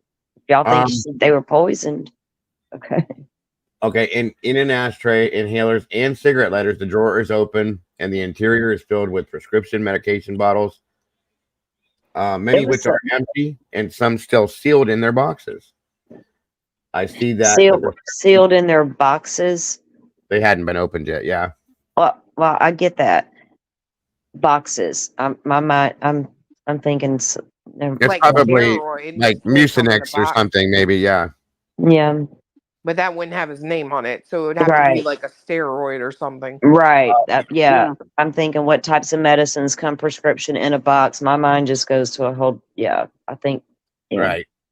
I see that the prescriptions are mainly in the decedent's name. However, some have the name Trevor Williams, Sharon Murphy, and Sharon Monjack on them. I wonder if they were inhalers. Remember, she had the inhalers and stuff. Right. Sharon Monjack. What? She was Sharon. she was using different names. They were using different names to get different. Yeah. Yeah. Okay. Trevor Williams is probably one of his aliases. So. To obtain their prescriptions. Mm-hmm. Yep. Remember what I was saying last night about these Hollywood types, how they get all their medications and these fuckers don't care. Well, there was bottles we saw of multiple types of painkillers. Yeah. Well, this house was full of pills, obviously, because she was already prescribed multiple things. They Mhm. found multiple things during her death, and Right. then they do now. Here it is with his again, more of the pills. Okay, so it's just hard for me to get. I'm still trying to get to.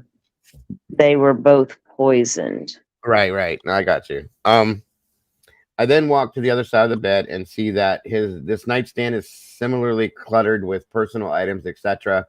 I see that there are prescription medications in this drawer as well as personal items. I see that there are I did that already. Numerous unopened Vicks Vapo inhalers.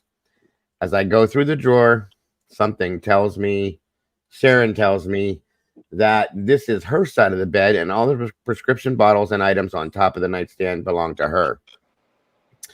In looking at the prescription bottles in this drawer, the majority are prescribed to her, although I find a few in the decedent as well as to Brittany Murphy, who had been dead for 6 months at this point. On the floor by his nightstand, I find a small trash can and I see a pile of white paper towels. In it, the towels all have brown fluid on them, consistent with emesis or purge, which is vomit. I check underneath the bed and see no loose pills or anything of evidentiary value. I then look at the bedding and find some dried brown fluid on one of the pillows. This is an apparent urine stain on the bed sheet corresponding to where the decedent had been laying before being removed to the ground by the paramedics. In searching throughout the room and bathrooms, I find no obvious vomit or blood. Evidence. I collected an extensive amount of prescription medications from the decedent's bedroom and booked them as medical evidence at the FSC. The body examination consists of the decedent was found lying supine on a rug next to the bed, covered in a white sheet.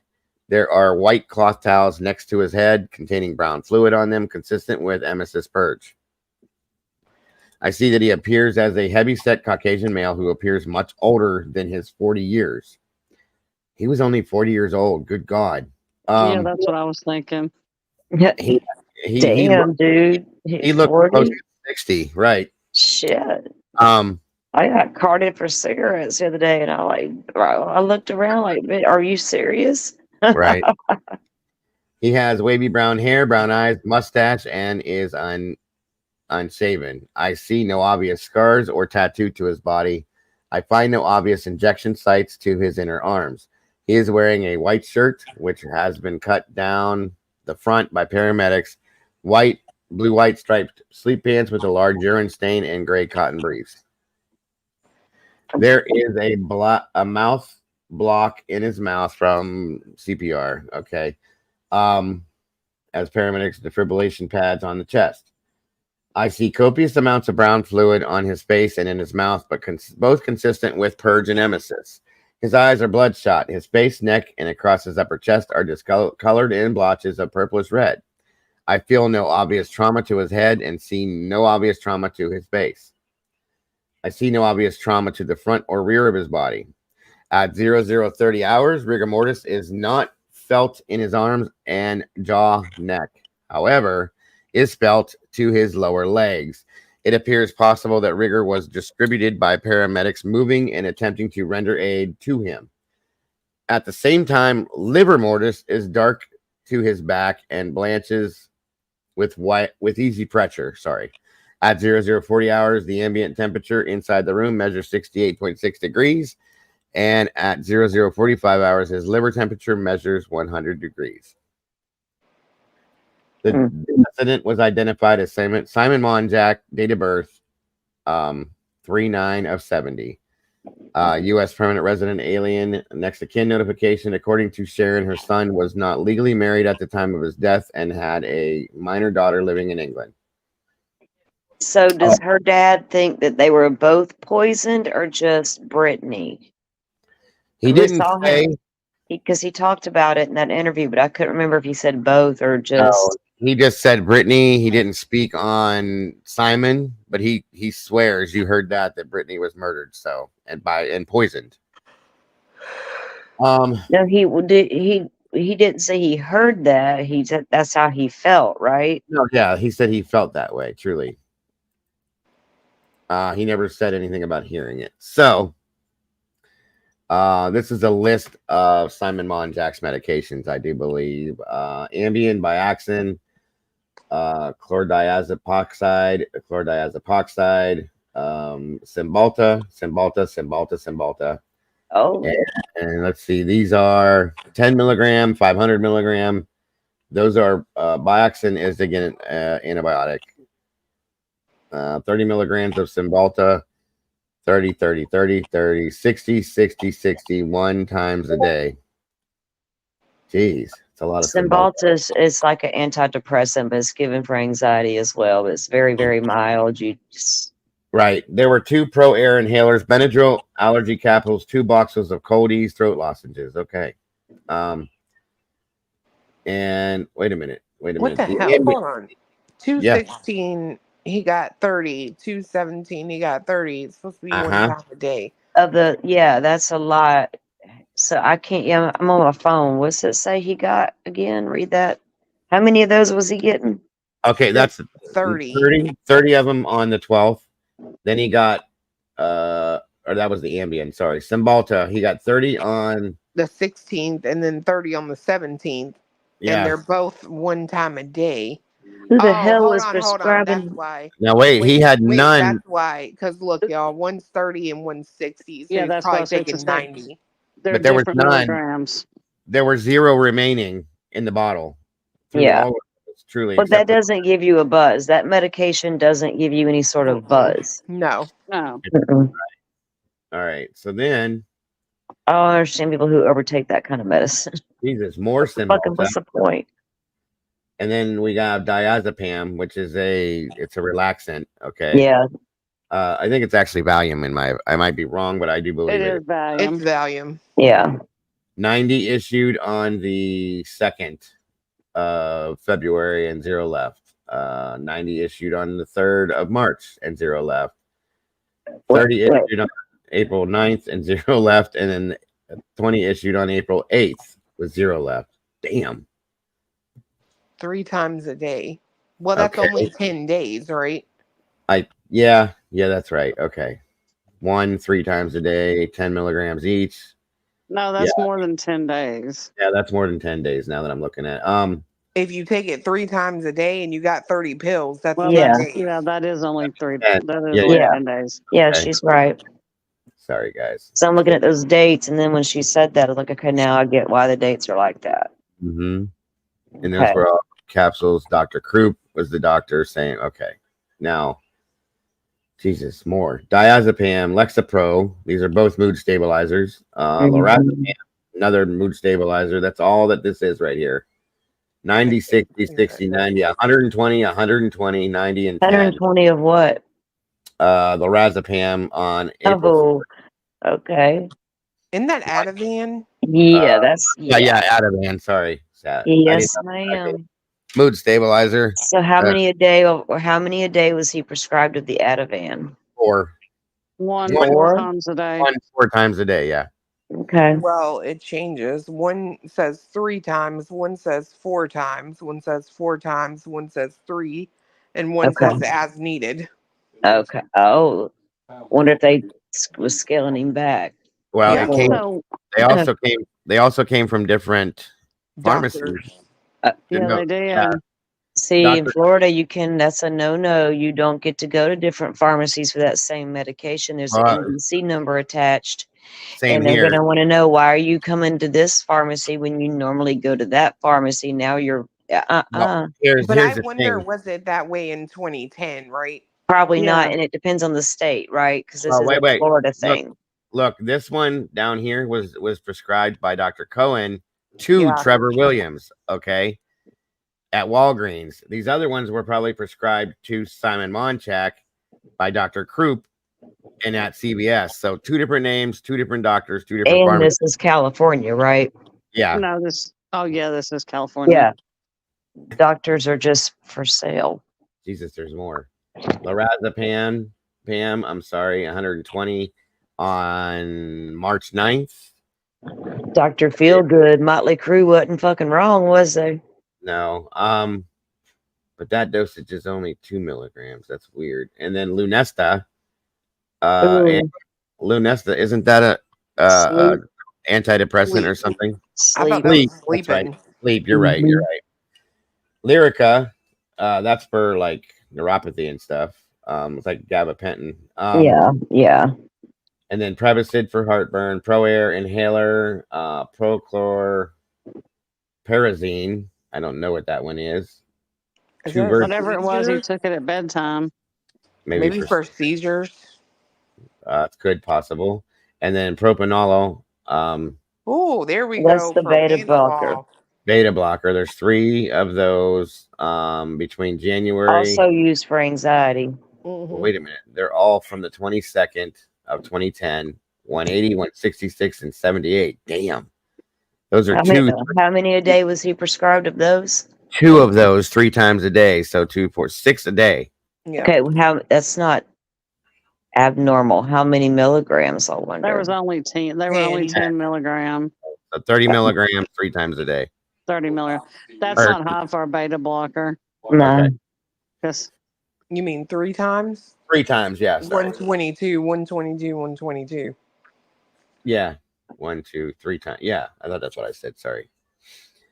Wait, And the number, go back up real quick. Okay. That's so weird. How do they dispense 180, 166, and 78?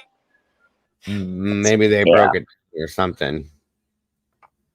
I don't know. There are laws out there must be And that really. don't even make no sense. Well, freaking- maybe yeah. they were combining the bottles because that one says Number issued 78, number remaining 106 or 108. I can't see, that's far away, but Yeah, I'm really confused because there's some medications on here like they list Cymbalta like 5 times and it may be the same dosage. It's kind of confusing. They may have had a couple of bottles of it laying around, or they were taking bottles and they get a refill. and If just there was put the old anything ones left, and in. they did, yeah, they combined the bottles. I know what you're saying.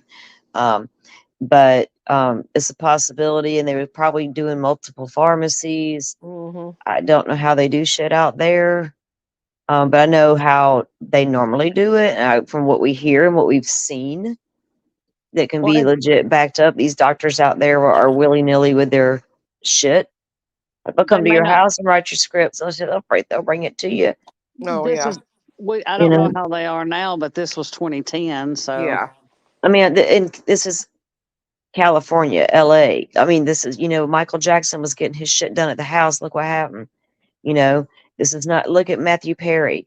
This is not abnormal out there. well, Matthew Perry got his. I'm pretty sure probably got his shit online.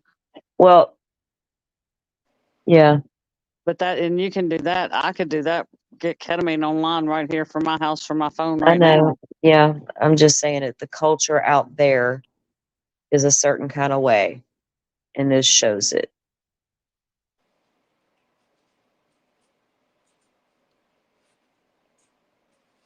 Trazodone, But if he Vicodin. did have heart problems, that would explain the beta blocker. Or if he had high blood pressure, that would definitely explain the beta I don't blocker. have a heart condition, and I got a whole bottle in my purse.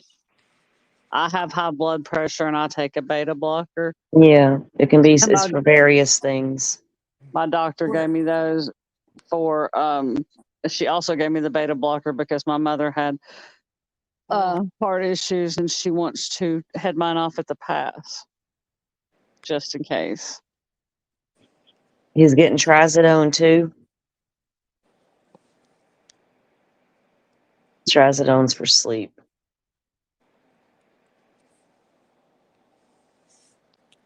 Is there anything this guy wasn't taking?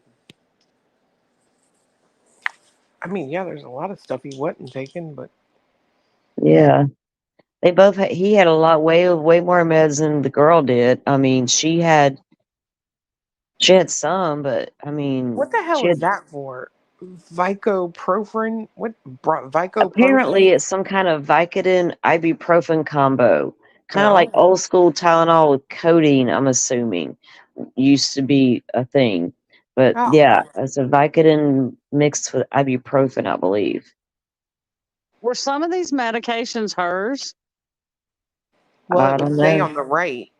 Or were these are all his? Well, that's just the decedent's name. Didn't she have some of the Vicuprofen, and she had the hydrocodone, Dago? What else does she have? She had the antibiotics. She had the inhalers. She had the propanolol, I think. There was Because I'm just various, yeah. He had a because lot I'm just more stuff. right. I'm just wondering where it lists whose name was on the bottle. I'm thinking they're all his except for when it says prescribed to Trevor Williams, right? Yeah, alias people. There's no telling who they really were, getting them for.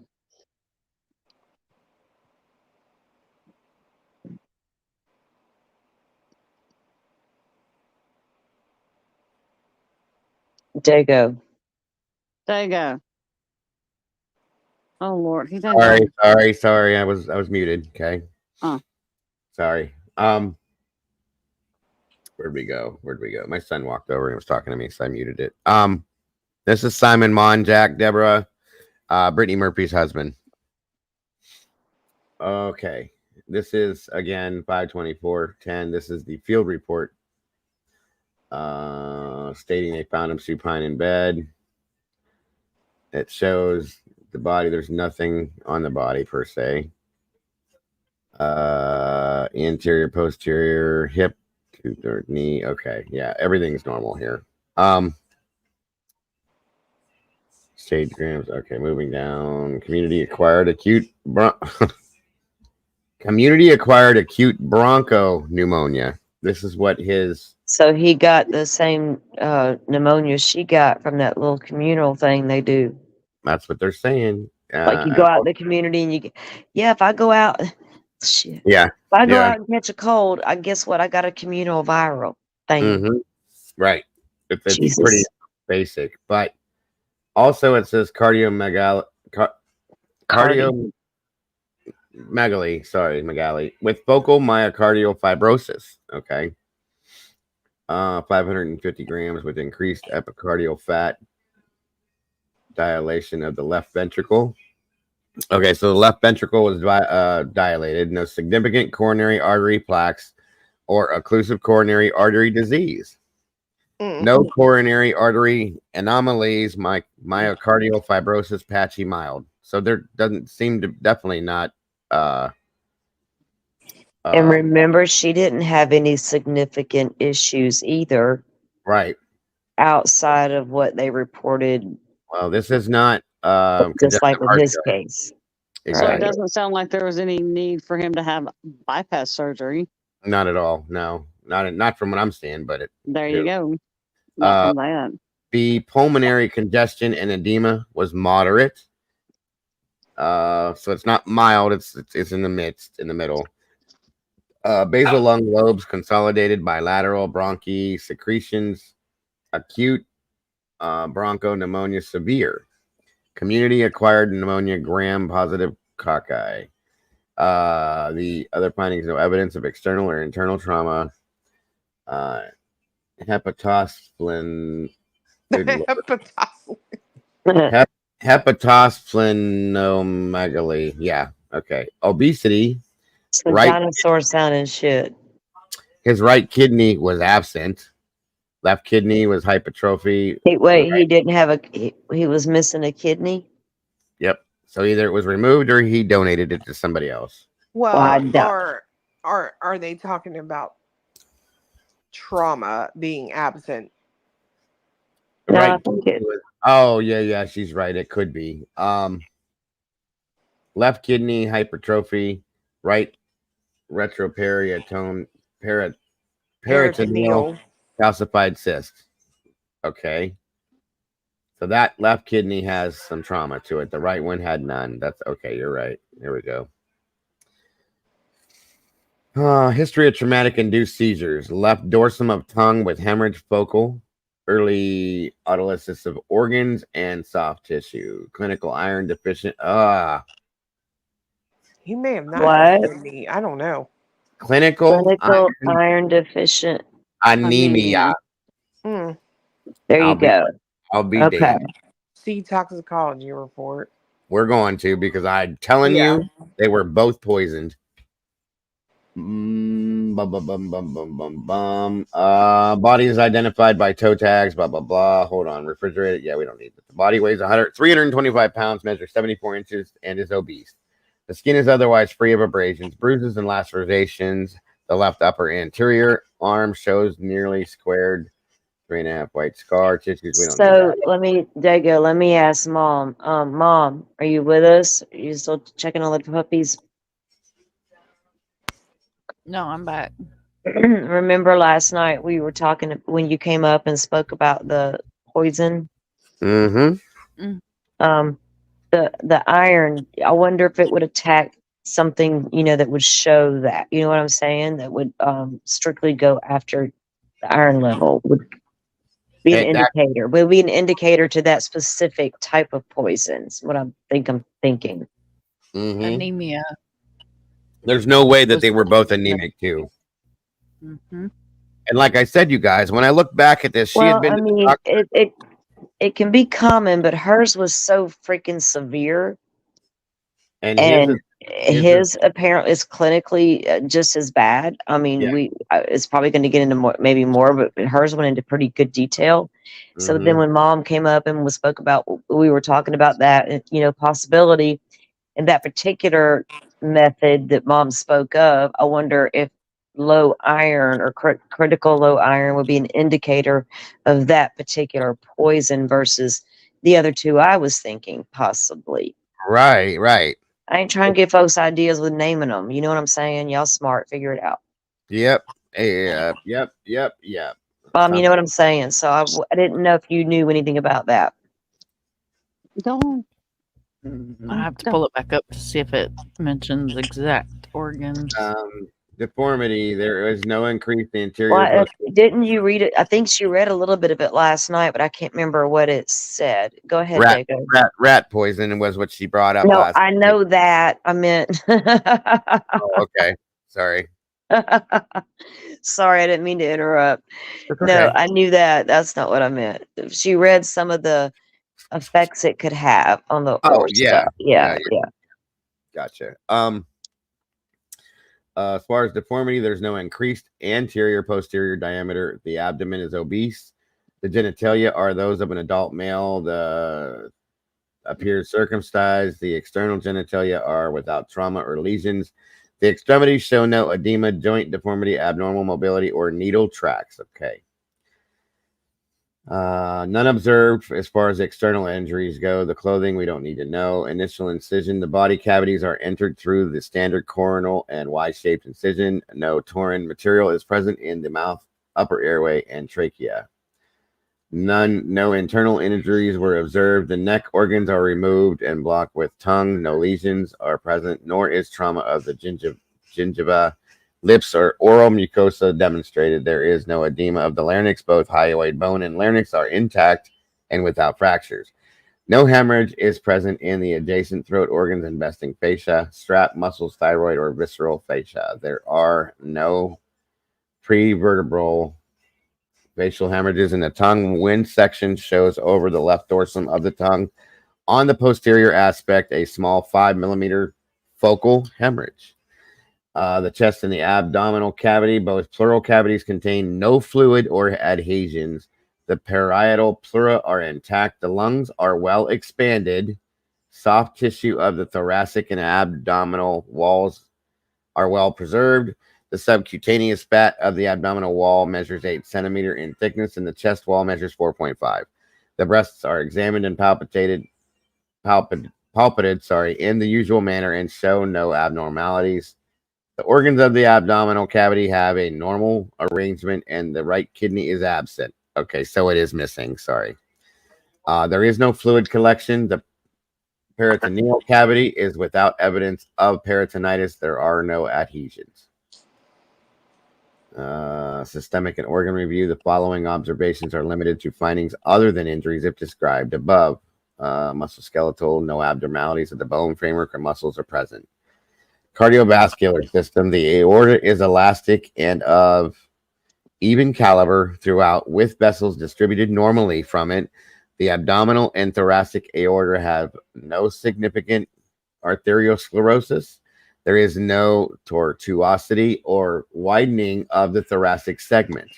There is no dilation of the lower abdominal segment, and no aneurysm is present. I wonder, was he born without a kidney? Because there's no scars on his body. Yeah, you can be born without one. She's right. I've That's thought about true. that. Good catch. Good catch. It's not abnormal to be missing one. Yeah. And Right. you can totally function normally without one. People Oh yeah, donate. I know. I'm just Yeah. saying, like that Yeah. has to be the case It because could- Yeah, there's no exactly. Yeah. Well, yeah. there is liver and kidney damage, but he was also a heavy drinker too, so that could be part of that. Where was I? That was a good catch, by the way. I didn't think about that clue. The major branches of the aorta show the major branches of the aorta show no abnormality. Within the pericardial sac, there is a minimal amount of serosanguinous fluid. The heart weighs 550 grams. It has a globoid configuration. The right ventricle is 0.3 centimeters thick. The left ventricle is 1 centimeter thick. The septal wall measures 1.3 centimeters, and the valves are thin, leafy, and competent. Circumferences of the valve rings are tricuspid valve 13.5 centimeters, pulmonic valve 9 centimeters, mitral valve 11, and aortic valve 7.5. There are no valvular anomalies. Jesus, seen grossly. No vegetations are observed. No bicuspid aortic valve is observed. There is no endocardial discoloration. There are no infarcts. Wait a minute. There are no infarcts of the myocardium seen. Huh. Grossly. However, on careful examination of the left ventricle, there are questionable pinpoint white lesions observed. That could be it there, which would explain mild Yep. MI. Okay. Photographs are taken of all chambers of the heart during the course of this autopsy. There is no abnormality of the spices of papillary musculature. There are defects of the septum. The great vessels enter and leave in a normal fashion. The ductus arterius is obliterated. The coronary, yeah, that's interesting. The coronary ostia are widely patent. The right coronary artery is the dominant vessel and shows some hypoplasia. There is no coronary atherosclerosis. There are minimal focal plaques present that are non-occlusive. No focal endocardial, valvular, or myocardial lesions are seen. The blood within the heart and large blood vessel is liquid and clotted.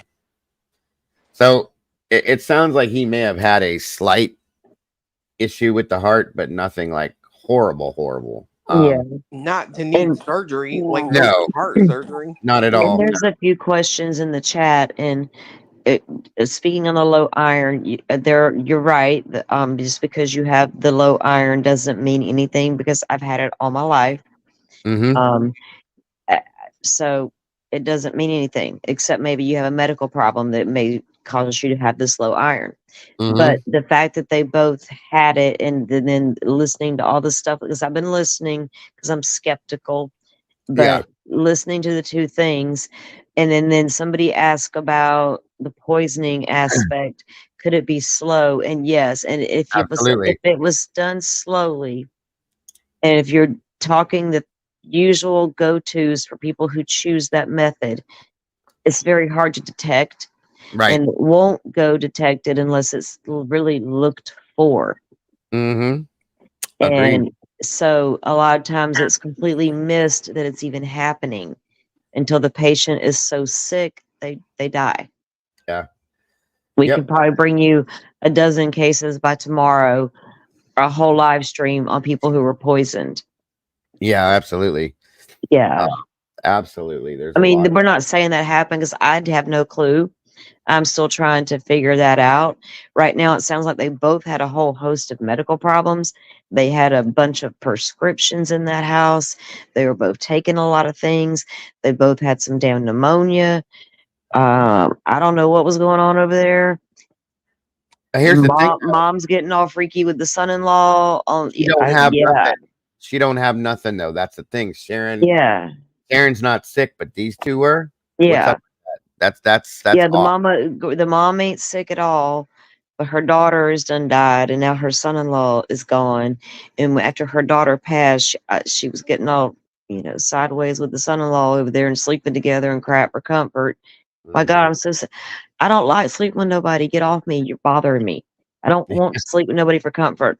Right. Jesus Christ, learn to comfort yourself, people. Self-soothe.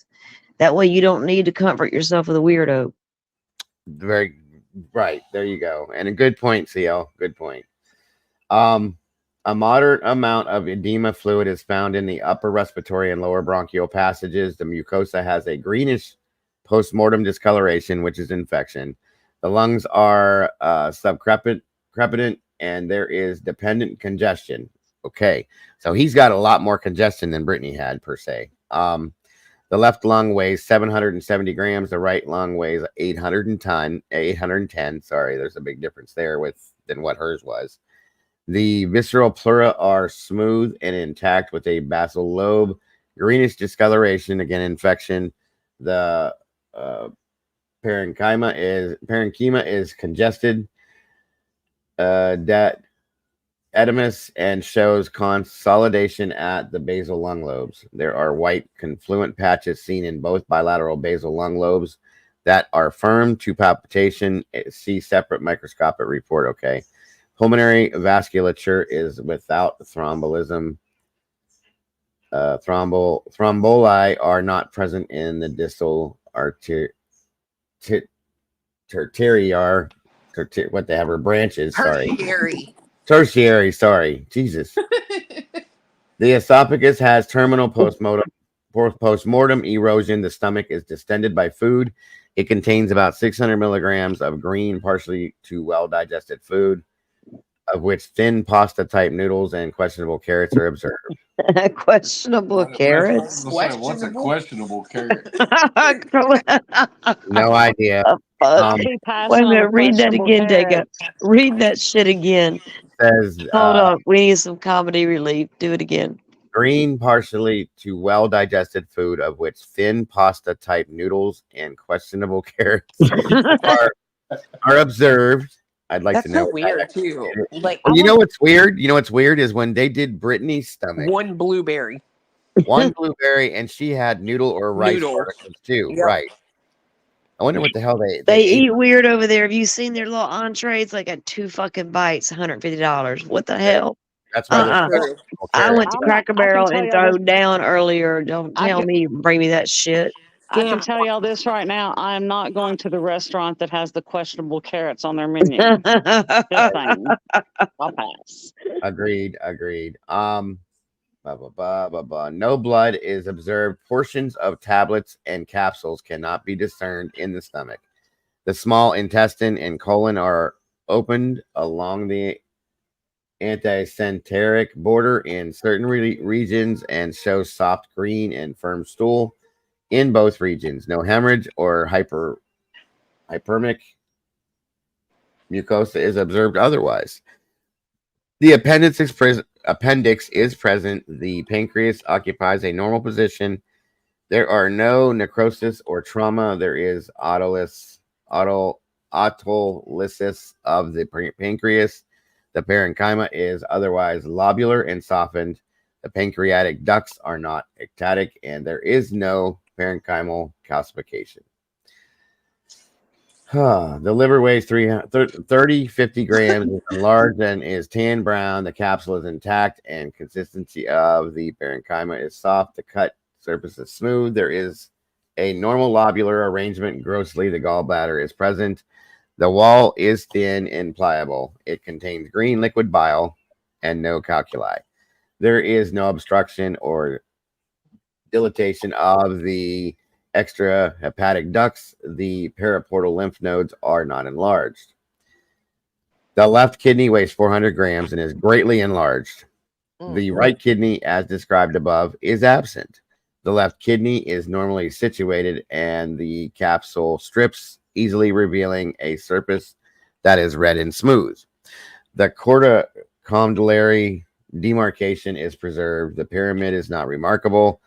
The peripelvic fat is increased. The left ureter is without dilation or obstruction and pursues its normal course. The urinary bladder is distended and contains about 400 milliliters of yellow urine. The urine is tested by the dipstick method, and the results are negative for glucose or ketones. So there was no diabetes issues. The right kidney is absent, and the right retroperitoneal area near the thoracic vertebrae shows an oblong. Oh, wait a minute. Here we go. An oblong 4 centimeter capsular firm lesion with no parenchyma, and shows some clear yellow fluid present on cross sectioning and appears grossly calcified. See separate microscopic report. Genital system, the prostate is without enlargement or nodularity. Both testes are in the scrotum, are unremarkable and without trauma. The spleen weighs 290 grams and is enlarged. The capsule is intact. The parenchyma is mushy. There is an increased follicular pattern. Lymph nodes throughout the body are small and inconspicuous. The bone is not remarkable grossly. The bone marrow, otherwise, of the vertebrae and rib is red, moist, and unremarkable. Thoracic vertebrae, bone marrow, and microscopic description. Okay. Thyroid gland is unremarkable. The parathyroid glands are not identified. The adrenal glands are unremarkable and autolyzed.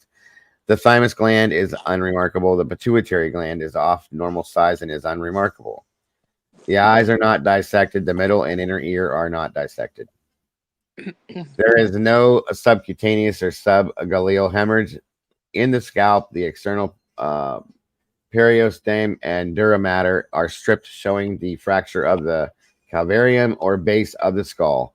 There are no tears of the dura mater. There is no epidural, subdural, or subarachnoid hemorrhage. Jesus.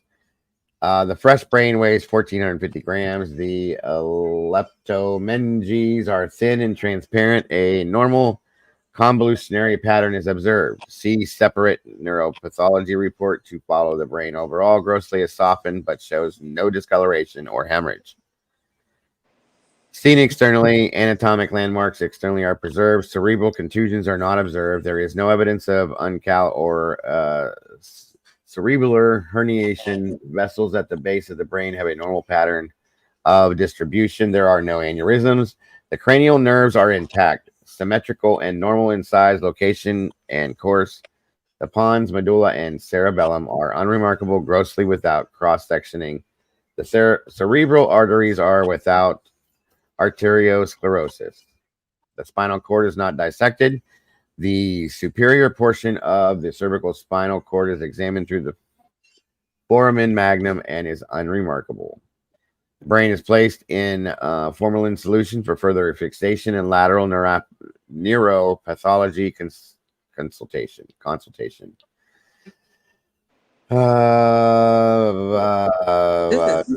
This is like entertaining to me. Yeah, I get it. This part we already went through that, so that's not important. Toxicology: blood, heart, femoral, EDTA in vacuum intact, purple top tube, vitreous humor, urine. Okay, that we don't need that either because we know special procedures. Blood cultures to include aerobic and anaerobic have been submitted to the LAC USC microbiology lab. There were 19 photographs available at the scene. Photographs have been taken prior to and during the course of this autopsy. That was who was involved in it. All right. So the opinion of the doctor that performed this is this 40-year-old Caucasian gentleman died as a result of community-acquired acute bronchopneumonia.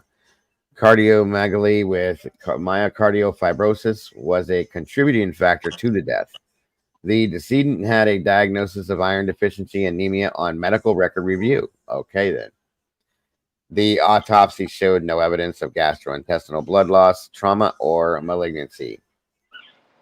Blood toxicology studies showed the presence of multiple medications, but all these drugs were detected at therapeutic or subtherapeutic levels and most likely did not contribute to death.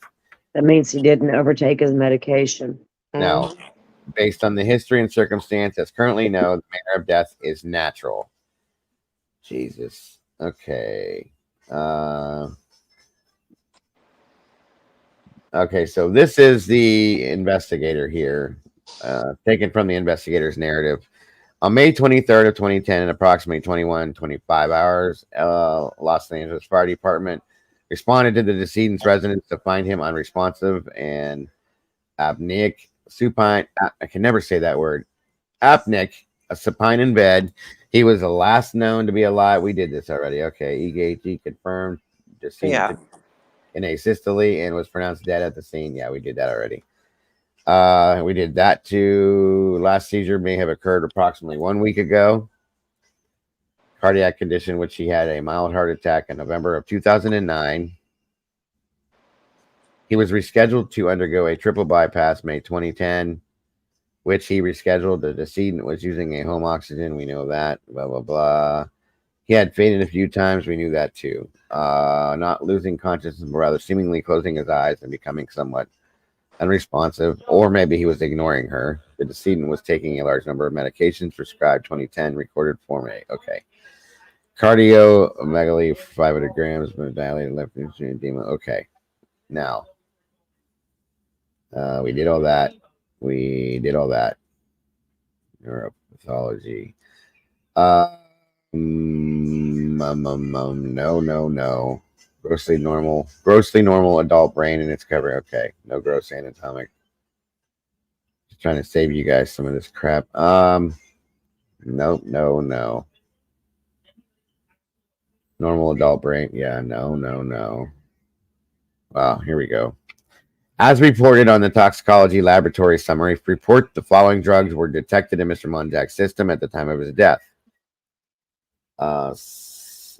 citalopram, Celexa, duloxetine, Cymbalta, and trazodone, Desril.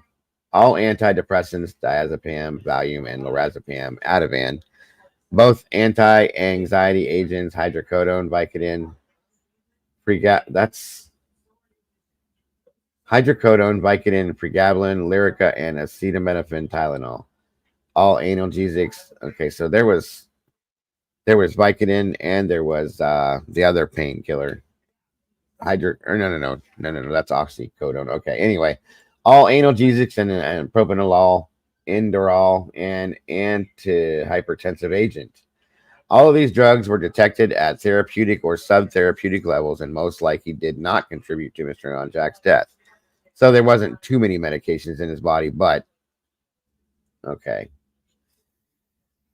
Cardiac sections of cardiac muscle show mild focal interstitial fibrosis. There is autolysis present, no ischemic change or myocarditis. Descending left anterior coronary artery cross section is unremarkable. The trachoma stain confirms the fibrosis above. Okay. Again, none of this. We already talked about that, and that.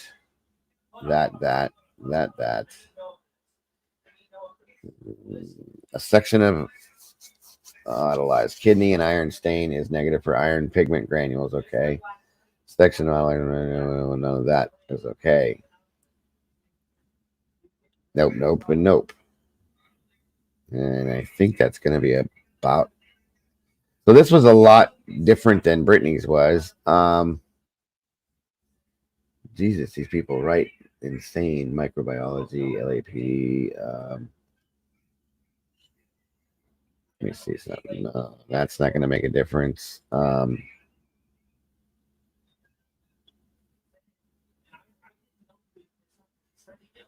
Okay, here we go with the toxicology scenario, which is they already basically told us. In his bloodstream, there was the citalopram, duloxetine, trazodone, and zopiclone. Well, no, there was none of that, but there was 10, 23, and 16. Within the heart, the blood heart, sorry. Acetaminophen, citalopram, diazepam, duloxetine. So does the documentary lean toward both of them being poisoned, or does it even bring up poisoning? Or I'm assuming it does, or don't. Well, one of them did partially, but mostly no. It states that they died from this pneumonia stuff, but multiple people came forward and said they do not believe that doesn't make sense. And we have seen a few things that kind of lean toward the possibility of poisoning, which is why I went that direction. I think that's why Kimber did as well. From based on the documentary that you saw, or based on what you saw in these reports? A combination of both, honestly. They didn't. I mean, it shows. Yeah, there's no obscene amounts of drugs in his system other than stuff that he should have had in there. So where's the mom? That's the next question. Okay. Vitreous fluids. This is all. Yeah, that's all. Everything was. This was a lot less traumatizing than hers was. That to say that, but at this point now, the question is, what are the odds that this is going to happen like this within a 6-month period of time? You know what I mean? The anemia is definitely something that can happen from poisoning. I don't know if it can produce fluid in your lungs and possibly give you pneumonia per se. I don't know. I don't know. Let me see here. What did you say down here? Whistleblower rumors are very true. And so, if I remember correctly, so he did inherit money, but then when he passed, the mom's company got the money. Well, that was what it was set up as, but it basically went directly to her. and he had blown through all the money over the period of their marriage. So there really wasn't any money to get for anybody to get. Do you know what I mean? Nothing to gain from poisoning them both and killing them, except Right. vengeance. I mean, I'm assuming. Something What like else that. would you do if you're not doing it for money? Why would you do it? Agreed. Absolutely. Vengeance, some bullshit like that. That jealousy people get. Humans apparently have a problem with that jealousy shit. So whatever, but yeah, okay. Let me try I to ain't see. gonna do it unless there's money involved. Fuck. Agreed.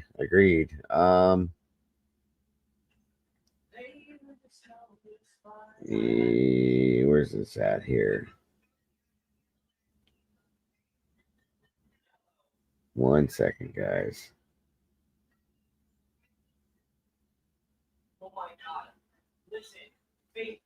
Let's see what this is here. This is his last interview.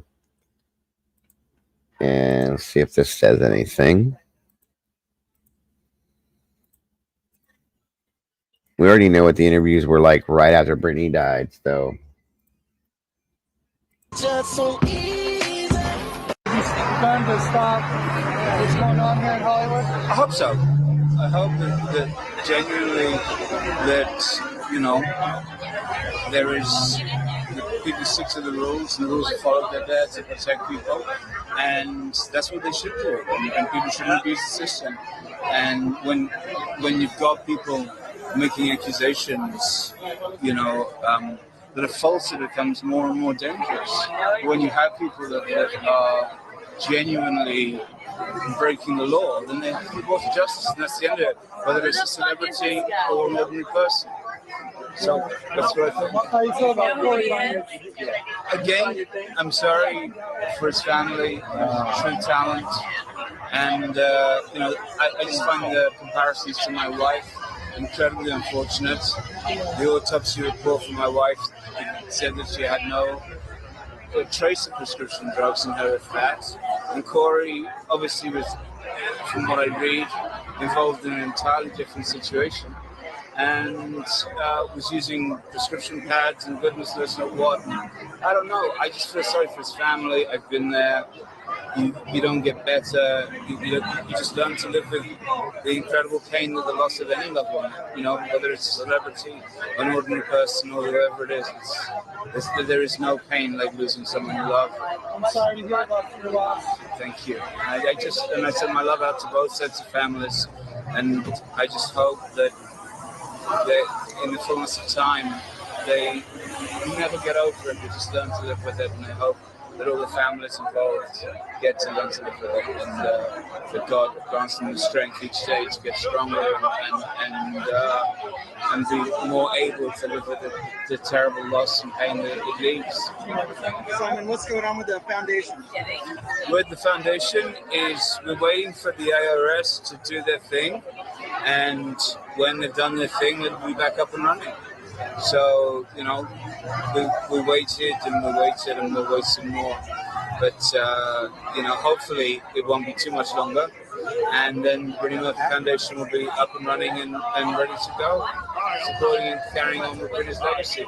And I think that's what she would want. I know that Sharon, Brittany's mom, I know that's her dream is to carry on with things that Brittany was passionate about, and I hope that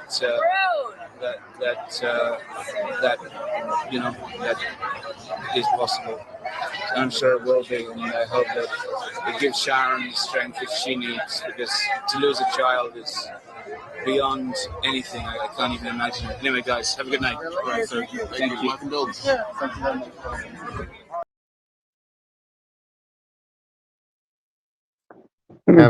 Have a good night, Clue. Well, good night. Good night. I'm gonna be watching on the TV. Oh yeah. Happy Again, I 4th. want to see. Yeah, happy 4th of July, everybody. Yep. Same to you guys. Good Safe. night. Y'all too. Absolutely. Y'all. Bye. Let me see something here.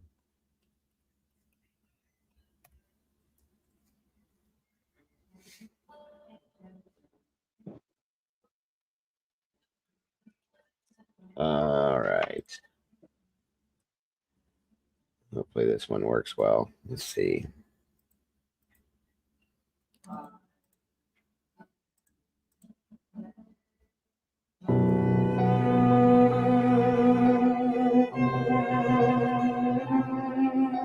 On December 20th, 2009, Brittany Murphy was found dead inside her Hollywood Hills mansion, just a matter of weeks before her con artist husband died under similar circumstances.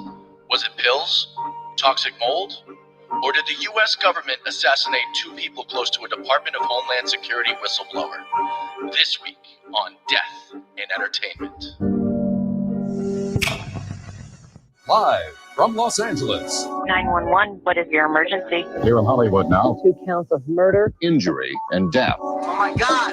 Like Holmes. Hey, A movie that nobody remembers. is this or cares the about. Johnny Depp one or the funny one? Johnny Depp. You're thinking of Benny and June. God. Perhaps one of the most annoying songs ever created. I don't even know why she exists as a person. It brings me right back to that time. Anywhere you walked in the city, you were hearing Bad Romance by Lady Gaga. Yeah. Annoying people would sing along. She called them her little monsters, the fans. Ugh.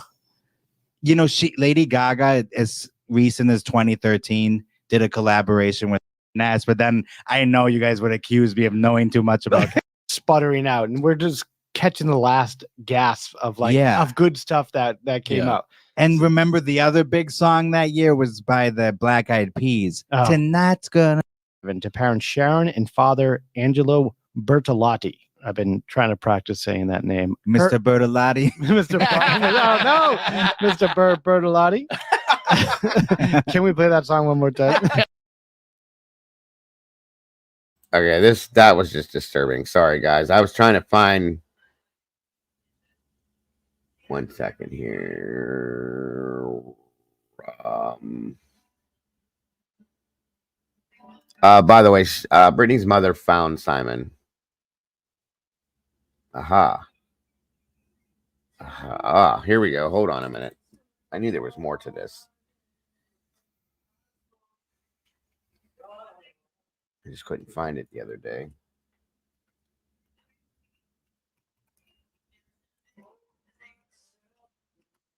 All right. Let's see here. Boom. Here it is. All right.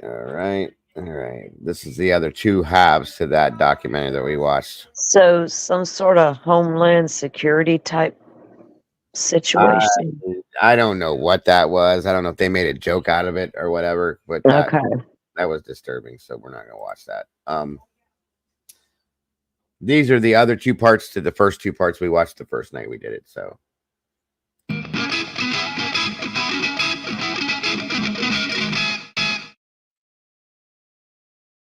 Welcome back for part 3 of the Brittany Murphy saga. We're all up to speed with what a jubilant and talented young actress Brittany was before entering a relationship with Simon. We had a glimpse at the peak of her career and how her vibrance shined through in every performance and interview. We've covered the circumstances of her passing, the media and public's reaction, the statements made by Sharon and Simon, and we touched on their strange, cozy behavior afterwards. Make sure to watch part 1 and 2 if you haven't already, because we're about to dive a whole lot deeper, and this rabbit hole gets much darker. So we have Simon, who carries an upper-class, dominant air about him, but he's actually pretty low on the hierarchy of socioeconomic status, in spite of where he planted himself, bleeding both his mother and the women in his life financially, while propping up his image with grandiose lies and exaggerated claims. He grew up with the awareness and the concept of hypnosis, and would have had access to a lot of reading material regarding the human psyche and behavior. His own family admits that he was very manipulative of those around him in order to get what he wanted, and was able to charm women of all ages, a behavior that seemed to flourish after the passing of his father. They went on to say that although he was affected by the loss of his father, he remained a social and charismatic young man. Unfortunately, this, along with his sense of entitlement and lack of remorse, led Simon into a lifetime of deception and fraud. His mother, Linda, was and still is very much in denial, and likely failed to enact any real discipline or consequences in his youth. Then there's Sharon, who definitely had a dominant position throughout Brittany's life, but was very easily swayed and seemed to have submissive qualities herself. It was like the blind leading the blind, which left Brittany and her finances a pretty open and vulnerable target for somebody like Simon. Then we have Harley P., who has a very suspicious role in the industry if what Kanye had alleged was the truth, especially when you consider his celebrity client list, past and present. Plus, Brittany wasn't the only past client of Harley P. that suffered a sudden and untimely death. Take a look at this big crowd here, lots of fans here. What's really impressed me tonight is the neighbors. Neighbors loved him. One guy said, you know what, I'm too old. I've never heard his music, but what a great neighbor. What a great kid. In fact, the best kid you'll ever meet. Fans and neighbors leaving flowers, candles, notes on rapper Mac Miller's doorstep.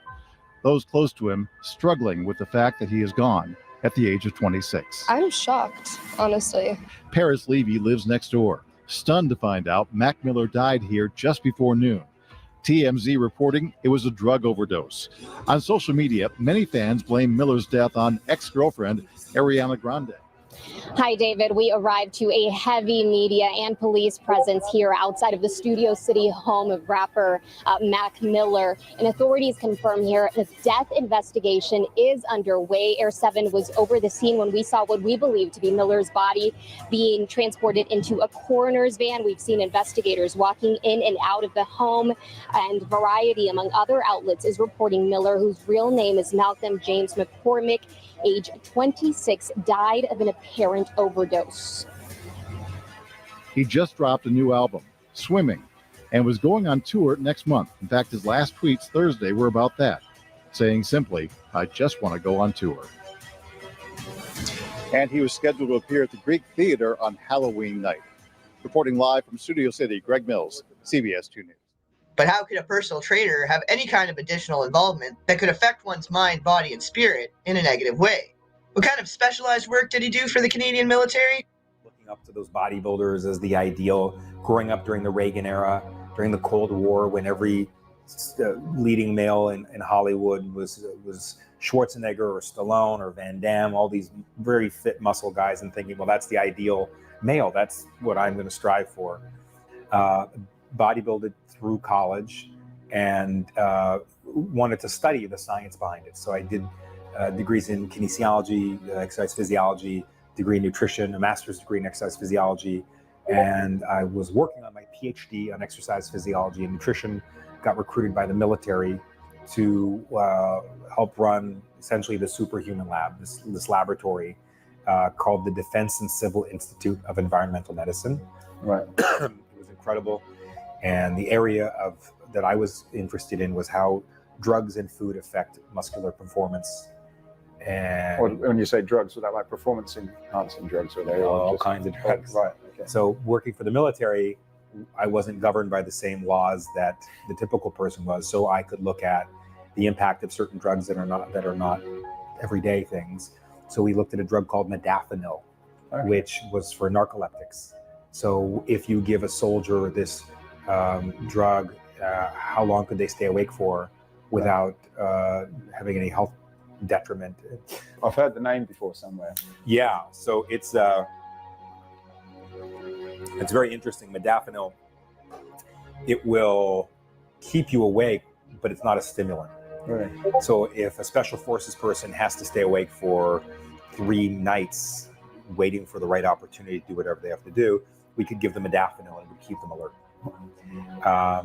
Creatine, the early days of creatine research. But my area of specialty was specifically caffeine and ephedrine synergy. Right. So back then, those were really popular, the ECA stacks. And was that really mainly for use in, like, when they're for the soldiers to be able to... Special forces, right, yeah. Okay. So our lab came up with the exact amount of caffeine and ephedrine to create the perfect dose that became standard issue for a lot of pilots.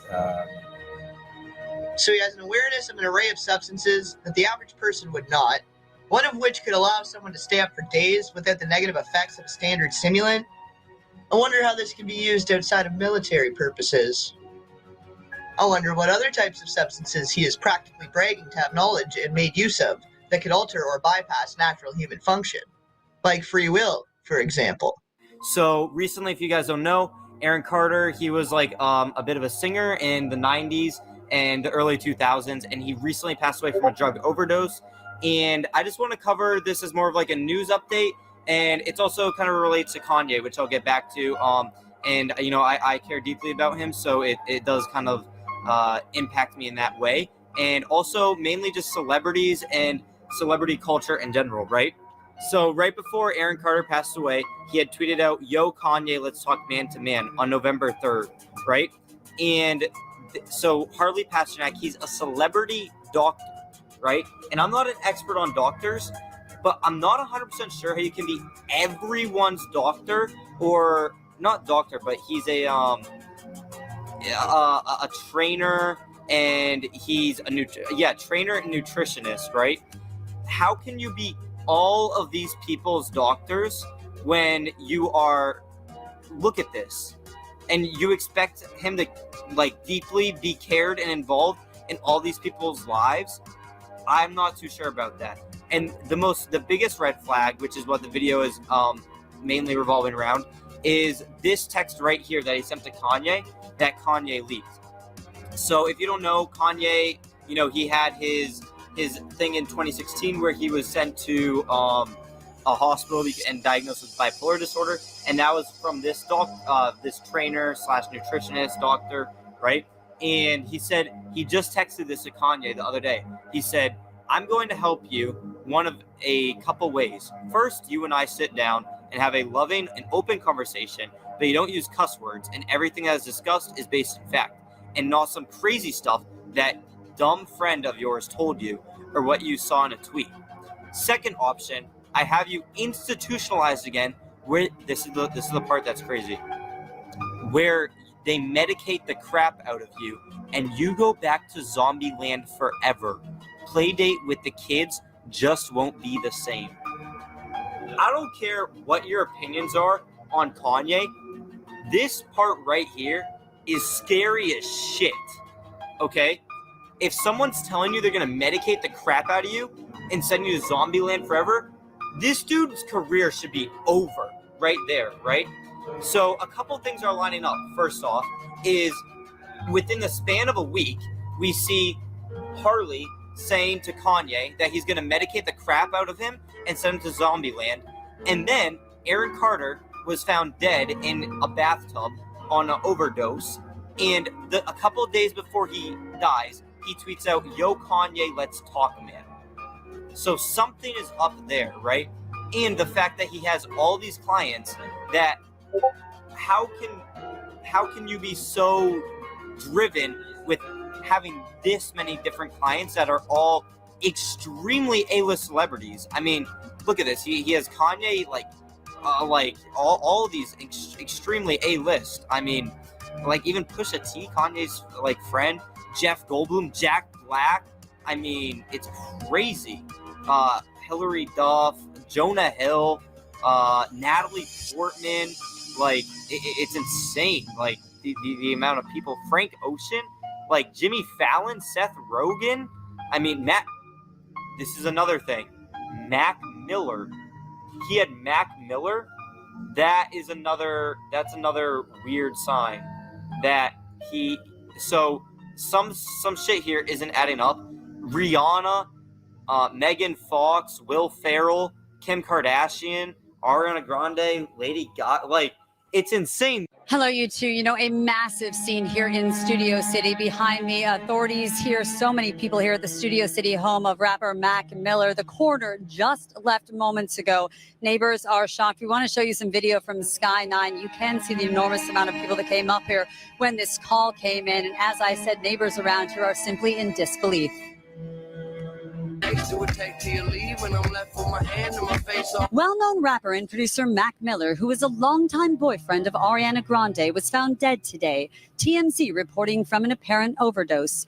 Authorities arrived at the 26-year-old musician's Studio City home around noon, where Miller, whose real name was Malcolm McCormick, was pronounced dead on scene. Neighbors are shocked and saddened. But I definitely enjoy his music and can definitely feel for him, but it's really tragic that this happened. I've got a 26-year-old. I can't imagine it's just beyond tragic. In May, the rapper was arrested for DUI and hit and run after wrapping his SUV around a utility pole and fleeing the scene. It was all in the wake up of his breakup with Grande. After his arrest, she tweeted, "Please take care of yourself." And tributes are pouring in from the music business and beyond. Wiz Khalifa tweeting, praying for Mac's family and that he rest easy. Jaden Smith wrote, "Long live Mac Miller. Rest in peace. We love you." And Chance the Rapper said, "I don't know what to say. Mac Miller took me on my second tour ever. But beyond helping me launch my career, he was one of the sweetest guys I ever knew. Great man. I loved him for real. I'm completely broken. God bless him." And back here at the home, you can see authorities here. The coroner, as I said, removed the body just moments ago. Everyone here in disbelief and so sad. A 26-year-old gone too soon. We have not heard from Ariana Grande as of yet. Guys, we're about to deep dive one of the craziest stories that happened. I've been following Ye's posting journey since February, but what he tweeted yesterday is something that needs to be discussed and analyzed. The truth about Harley Pasternak. Pasternak. Harley Pasternak. A name that many of us had not heard until yesterday, when Ye, formerly known as Kanye West, What the put out hell? a tweet that alarmed most people. What should be obvious by now is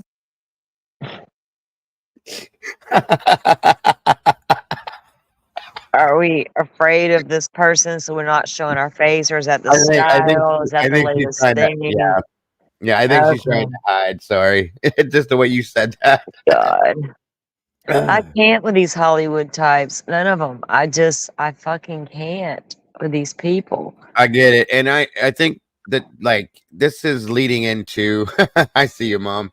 Leading into the fact that he handled so many celebrities, including Britney and so on and so forth. It's I remember hearing about some of these stories, and it was really kind of interesting. So the whole green-haired monster-looking thing is just to hide her identity, I believe. It was a little dramatic, but okay. Excuse me. So that was too funny. It could have been a fashion thing. You know, Right.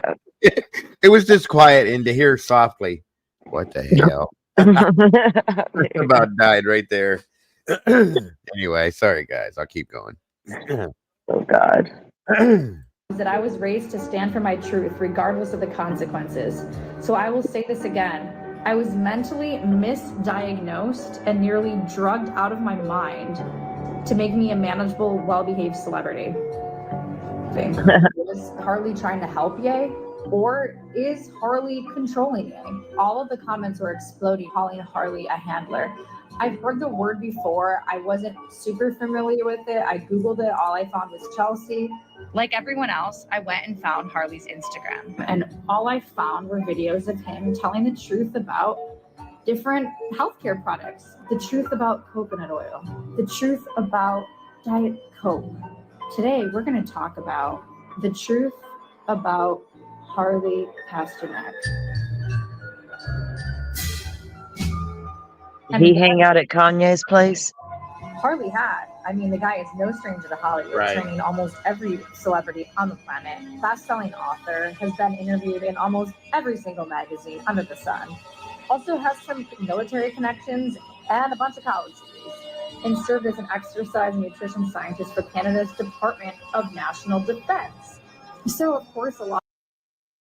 Okay, so that's obviously something then that they were talking about in that first video we started to watch. So this guy was what to the two victims? Yeah, a lot of others too. A lot of people that have or celebrities that have passed. I've heard stories about this Harley guy before too, and it was actually kind of interesting. So, Wait, so what, he was like their manager? I'm gonna call him a handler. They're Okay. saying that he was a nutritionist and like a trainer, personal trainer, but in with everything that he was involved in, he comes off to look per se like a handler. So they were all his clients, yes, basically. Yes. And then they all pass away, but he's like a connection between all of them. Yes, ma'am. Yes, that's it right there. So that's why Is he Kanye going called. around? Is he like a celebrity serial killer?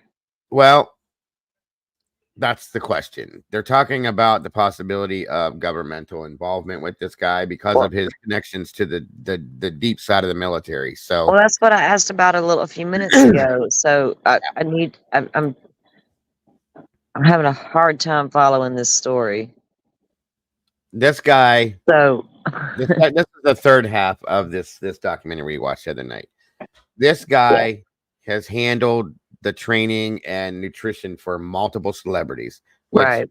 a good handful of them have passed away under or after during his care, per se. Brittany and Simon, I do believe, were part of some of his clients at the same time. That's why I think they're going into this scenario here with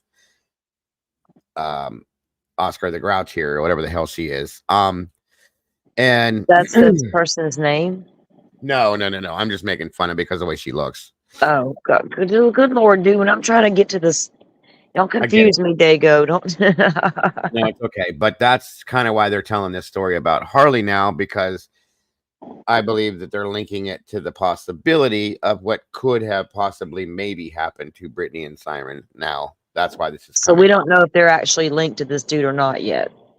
I think she was. I think we had heard before in one of the other the other part of the documentary that he was her nutritionist. Right. So, Okay. so that's why I think this So is he coming. just, but his motive would be No idea. Unless somebody hired him to do it, unless the guy's just nuts, or they were what's he saying doing? I wonder if he's poisoning him through his nutritional drinks. again, that could be partially why this has popped up here, because we have multiple celebrities, including the Aaron Carter scenario. And I think Mac Miller, I didn't know about that. I knew he was dead, but I didn't know it was like this. And there's quite a few others that are linked to this guy that have passed. So Well, you know what's linked to a bunch of them? Legitimately to a lot of the deaths out there. And when I say out there, I'm talking about Hollywood, Beverly Hills, California, all the things. Yeah. We're adults here. We can see the writing on the fucking wall. We Absolutely. see what's happened in Kanye's place. There's so many drugs out there, so much money. You can buy whatever you damn well want and need. You have it delivered to your front door. You have your doctor come. Dr. Feelgood's going to show up whenever you call. So there's a lot of nefarious shit going on over there constantly. Right. Constantly. I do remember something though. If you guys go backwards a little bit, I remember when Kanye came out, he was pretty normal. Okay. Okay. And then, I mean, literally in the very, very, very beginning, he was fairly normal. And then for some reason, something flipped, and it didn't seem drug induced either. The dude started going weirdo, whacked out, paranoid. Kanye went off his meds. Kanye's been battling this. I'm not taking up for Kanye West. Right. Kanye West needs to stay on his meds and calm down. And the only thing I got behind was that $1 million for every woman that's ever had a baby, and marijuana is legal for the whole country if I get to be president. I was like, I'm down. These fuckers we got right now is bullshit. So greatest of all time. I don't take up for that dude. He needs to calm down and go take his meds and get some help. Yeah, I don't care for him either. It was just interesting that he was involved with this guy, as were a few others that kind of slipped sideways, in my opinion, too. So, well, yeah, Kanye got nobody to blame but Kanye. Gotcha. Michael Farzan. Yeah, I've heard that too, Mima. So let's see. I can't get past what she's wearing, but I understand why she's doing it. It looks crazy. Sorry. A lot of people did some digging because these were alarming texts. I think what most people wonder is, why does a man like Harley Pasternak have that much control over Ye? My personal trainer can barely get me to do a burpee. I think a lot of people just feel that there is remaining an unanswered question that Kanye brought up, which is, who is Harley Pasternak? And the idea of handlers in Hollywood. Yes, and are there other people like Harley Pasternak who are handlers for celebrities in this industry. And also, what was Harley Pasternak's involvement in Kanye's past or present breakdowns as they're framed in the media? And I saw this tweet from Candace Owens recently where she said, "We also never discussed enough how absolutely insane the messages Harley Pasternak sent to Kanye were, and how crazy that Pasternak's career was not at all impacted by it." So that's why I wanted to use this video to piece together what we can, what is publicly available, to try to come up with an answer to that question of who the hell is this guy? But that's only what's publicly available. So the rest is up to speculation, I guess. A lot of people just walked away from it feeling like if there are Hollywood handlers or MK Ultra handlers in this industry, they would look like Harley Pasternak. They would have backgrounds like Harley Pasternak. He advertises his client list right there on harleypasternak.com. So let's look at some of the examples. Ariana Grande, Lady Gaga, Gwyneth Paltrow, Kim Kardashian even, Will Ferrell, Amy Schumer, Adam Levine, Rihanna, Megan Fox, Miley Cyrus, Robert Pattinson, Jessica Simpson, Katy Perry, Tobey Maguire, Robert Downey Jr., Mac Miller, okay, that's kind of weird. Brittany Murphy, that's also kind of weird. It Kind of also strange. shows how long he's been around. Lizzo. Brittany Murphy died such a long time ago. It shows he's not. He's Yes, yeah. He's a long-time industry professional. Has worked with He's so also- many he's like A-listers. Thank you, a Doodle. regular contributor on like the Today Show and Good Morning America. And Yes. stuff like that. He's what people in this industry call an expert. But he lists himself as a fitness and nutrition specialist. He's written 8 books. Trained many high-profile clients for the past 26 years and has helped shape bodies for various film and television projects. And I saw that he even quoted Kim Kardashian on his website saying, "I live for Harley's smoothies. They're so easy to make, help me feel full, and they taste incredible." Personal trainer on movies going all the way back to 2001. Halle Berry for tons of movies. Yeah. Miliovich, tons of actors and actresses. Right, yes. And according to his Wikipedia, he was born in Toronto, Canada, and he later moved to Los Angeles to pursue a career in the fitness industry.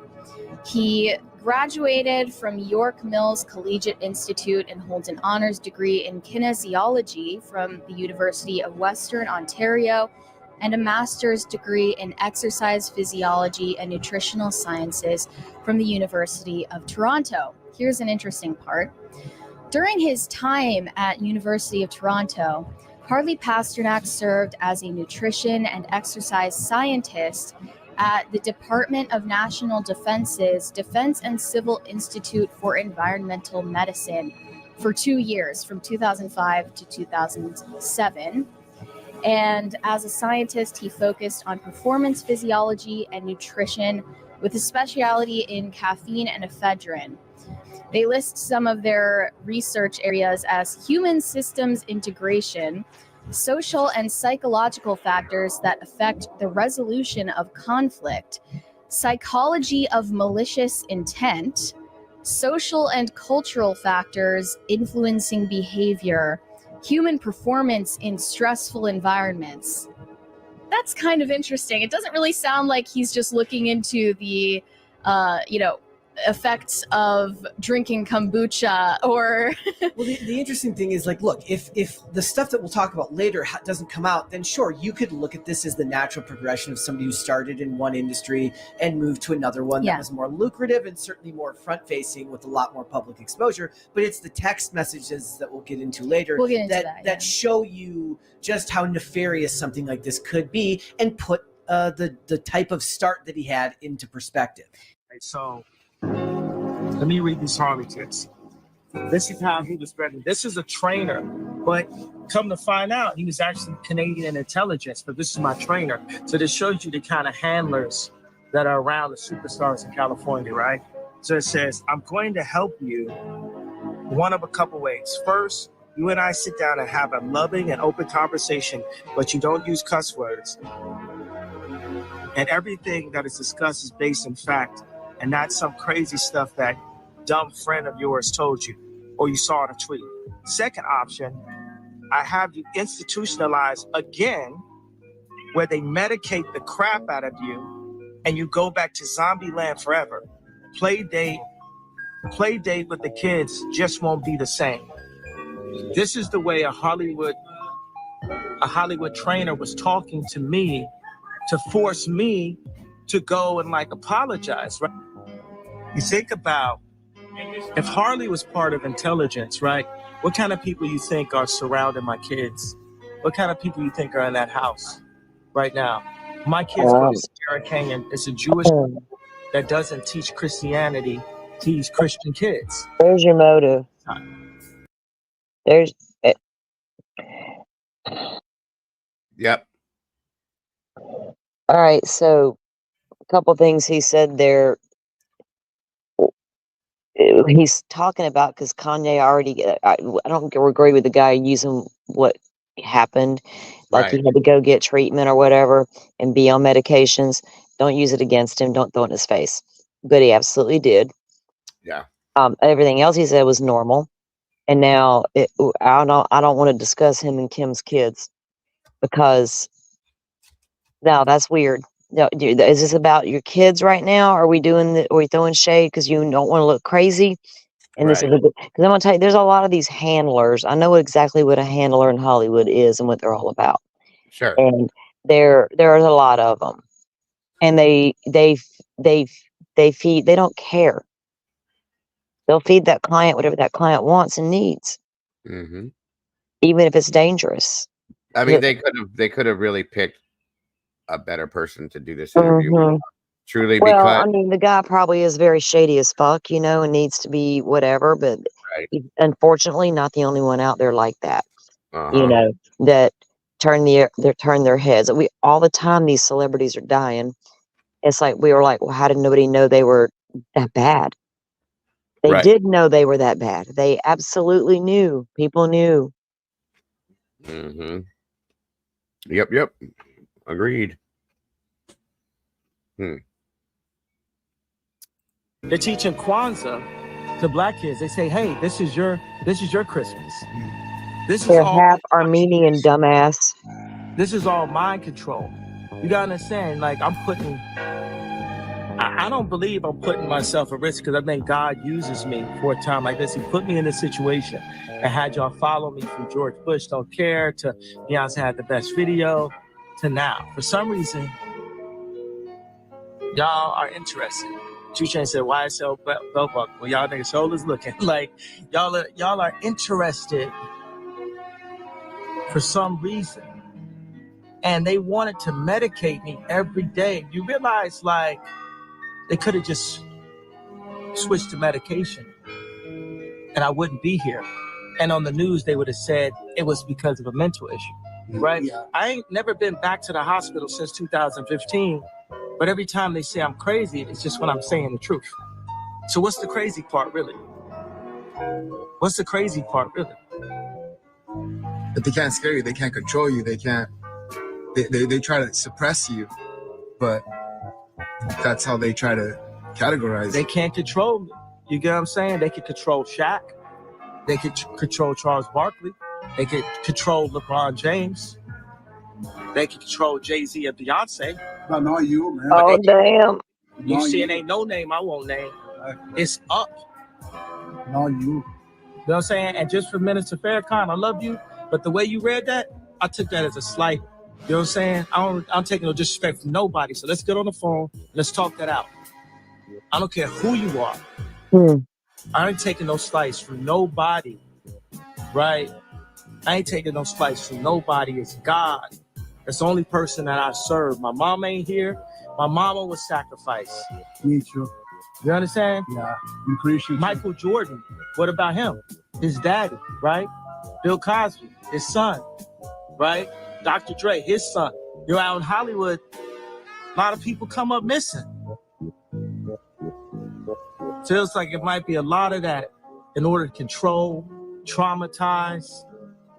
They want to monetize and traumatize. Back in 2016, when Ye was hospitalized, after making rants about Jay-Z and Beyonce on his tour. Jay-Z, call me, bro. You still ain't called me. Ye was handcuffed and hospitalized. The 911 call around 1:20 p.m. on Monday after West was reportedly acting erratically. The ambulance picked him up from Harley's house. Paramedics and the Los Angeles Fire Department rushed to the Hollywood home of his personal trainer.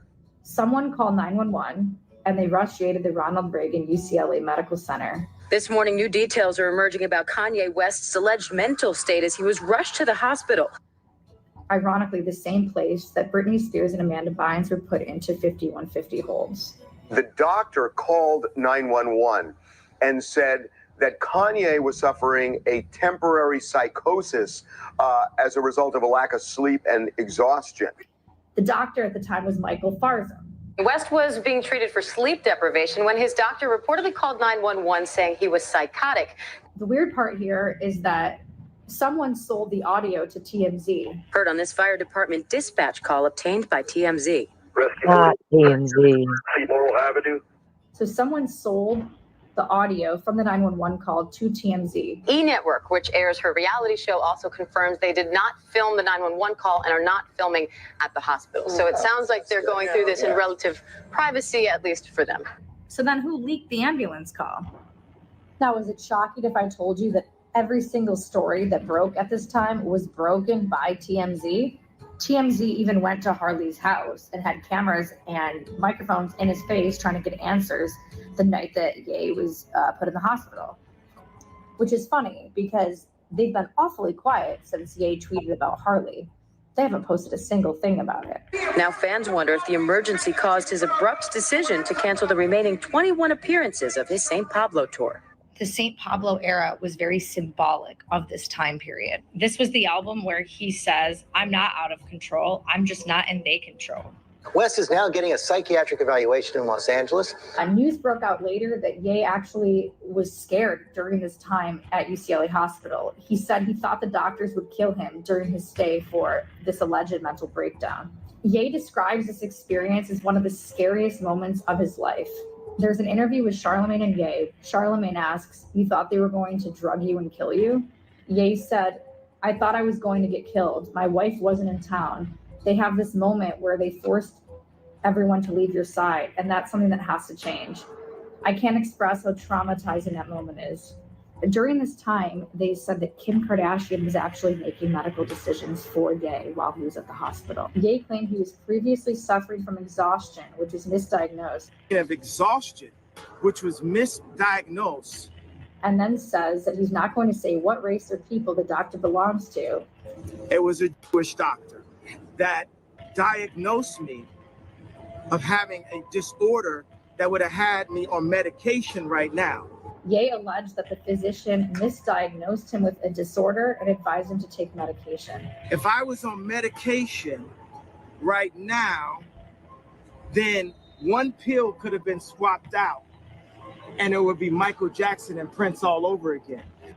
An interview that's going viral on multiple platforms is a clip from Escape Fitness from 3 years ago, where Harley talks about being interested in how food and drugs affect muscular performance. And in there, he did say in an interview that I will play shortly after this, that he was trying experimental drugs on people's brains and testing the effects of that. So that is pretty interesting. And well, when you say drugs, are that like performance-enhancing drugs, or are they all just kinds of drugs? Right. Okay. So working for the military, I wasn't governed by the same laws that the typical person was. So I could look at the impact of certain drugs that are not everyday things. So if you don't already know, Harley Pasternak was the same guy that put Kanye in the hospital in 2016 after he went on a long rant about the Clintons, Jay-Z, saying Google lied to you, Facebook lied to you, and calling for a complete disruption of the world order, he was saying, and people were calling him crazy. Google lied to you. Facebook lied to you. Radio lied to you. Radio, fuck you. You might not like it, but they gotta hear it. And guess what? Harley Pasternak was the one that took him to his house, and Kanye has said in the years since that happened that he was medicated out of his mind that he was on opioids. And this interview that recently came out with Harley Pasternak could be telling, him saying that he's trying these different drugs in the military that aren't like everyday kind of drugs, that Kanye might not have even been on the drugs that he thought he was, and that could be looping back to the Zombieland comment that he's talking about. After people on the internet caught wind of this video where Harley is openly talking about experimental drugs, you can only imagine what Instagram and TikTok detectives were doing. They were digging up as much as they could find. And two celebrities. You need to clean your nails, you nasty woman. That is uncalled for. I'm sorry. I know. Ew. I'm sorry, folks, but that just you're on camera. And yeah. Good night, Mom. That's gross, Dago. I'm weird about fingers and hands and nails, especially on women. But that if she's working on a car in the dirt in something, that's different. We'll go wash them. But yeah, you wash them. Fine, clean them bitches. But I just some comments there. I want to say something about Kanye. Here's the thing with Kanye. He's a very intelligent person. Kanye is also, in my opinion, a very deep empath with a very strong view of the way the world should be. Yes, ma'am. He doesn't know how to express it. And he also does suffer from some mental issues, and not going to call them like mental, he's not mental. Right. He has some struggles, and he's not been medicated properly, if necessary at all. Right. But I don't think he knows what to do with a lot of his thoughts. And when they come out, he does tend to have episodes, right, of up and down, up and down, up and down, up and down. And he is the father of children, so he needs to be a little more aware of what he's doing, especially publicly. If everything you do as an adult directly affects your children. Yep. So I don't, that's why I kind of got the bad taste when it turned into this. To me, it felt like something different was going on there than tying this trainer dude to all of his problems. Because I think know better. They probably interviewed him because he's one of the only ones that's willing to say anything. Well, he's willing to speak out about a lot of things. Yeah. Okay, so it is what it is with Kanye West. I'm not throwing shade at Kanye West. I don't. I think the guys needed more help than people had been around him were willing to give him. Right, absolutely, and that's why it benefited them for him to stay psychotic. If they were to interview somebody else that has had success with this guy, that would be different too. But they're putting out, in my opinion, probably the worst person to talk about stuff like this, and you know what I mean. So. Just saying. Well, it didn't help me get to those two were poisoned. I'll tell you that. Not at this point. No, not at now. Now I'm just confused. What rabbit hole I should follow? Did the mother fucking poison these two, or did this weirdo trainer dude handler? Well, there's more coming. So okay, does he know the mom too? I'm still confused as to which one are we looking at. He was Britney's trainer, so I do believe that Sharon. Well, here's the thing: at the very end of all this, he had to have had to deal with Simon, because Simon was the only person that anybody dealt with for her. So he must have known them both, and maybe he became Simon's new trainer as well. I don't know, but I guess maybe they'll get to that at some point. I think they're just trying to show a wide range of what the possibility could be with this guy per se, to give everybody an idea of it. I just think, like I said, Kanye was the worst person to put into this, because it's just her whole thing. This green lady, her whole thing is to show us all the people tied to this one dude, or specifically that he's tied to the Brittany and the guy, the dead husband. It's about Brittany and the guy. But they're just showing everybody else that this guy encountered too, I think. So that's my gather from it. But again, we'll see. I just wish she would clean her nails. Sorry. I wish she'd fix that thing around her mouth that's bugging me. They're like around where her actual mouth is instead. Yeah, Yeah, it's a little it's a little crazy. off there. It's a little off, honey. Can you breathe? Shit. It doesn't look very thick, but that's just strange. Like Well, you could. I'm assuming it's very breathable, or she would be Why passed out by now. But why didn't you just blur your face out instead of this wild, crazy ass shit? You know what I mean? Whatever. she's On into it. She's into it, man. I agree. I agree. On we go. That they found that Harley was also linked to that had mysterious deaths were none other than Mac Miller and Brittany Murphy.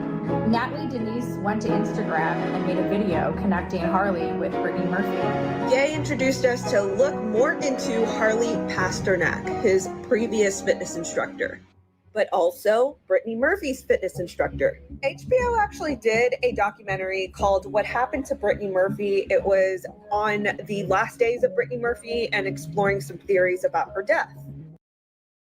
That, I believe, is the same documentary that Kimber watched with me. Or we didn't watch together, but the same documentary we both watched is that one there. It's actually very interesting, and if anybody gets a chance to watch it, please do. Harley Pasternak was featured in this documentary. Simon Monjack was Brittany Murphy's husband, and he actually did not pay her fitness instructor bill, and her fitness instructor was Harley Pasternak. There's an article on ET Online. In this article, Harley is mentioned. It debunks all these conspiracies that people were running with, and at the end of the article, it says celebrity trainer Harley Pasternak claims that Monjack hired him to work with Murphy, but when she came into his gym, she was for sure under the influence of something. Now, the weird thing about this whole documentary, now looking back, is that Harley Pasternak was approached in clearing speculation about Simon Monjack and Brittany Murphy's relationship, in which he didn't really give a clear answer. Harley Pasternak said that she seemed like she was high, so he didn't know. Also, looking back, it's a little strange how they introduced Harley Pasternak as AV Club introduced. There are only 2 interviews from people who knew Brittany Murphy in her Hollywood years and aren't trying to craft a narrative about her. Sus. So let's look back at Harley's recall of Brittany Murphy. He said that Brittany Murphy was for sure under the influence of something. She was kind of slurring her words. She was very sweet and kind of all over the place. Simon Monjack ended up dying of similar causes and was found unconscious in his Hollywood house that he had shared with Brittany Murphy, and he was pronounced dead. The coroner report found that it was acute pneumonia and severe anemia that caused his death, meaning the couple died in a very bizarrely similar way, according to CNN. Harley was also close to Mac Miller. Multiple articles state that the day Mac Miller died, he actually had a training session scheduled with Harley. If you go to Harley's website, Ariana Grande is the first celebrity under his celebrity clients. Ariana Grande actually introduced Mac Miller to Harley, and they started training together. Harley was quoted in multiple publications talking about Mac Miller and how wonderful of a person he was, saying Mac would be so pissed if he had died. So I was digging up some old tweets. On October 27th, Harley posted a tweet, "I really miss him." And then he links an article from yahoo.com titled Mac Miller's drug supplier pleads guilty to disturbing fentanyl-laced pills.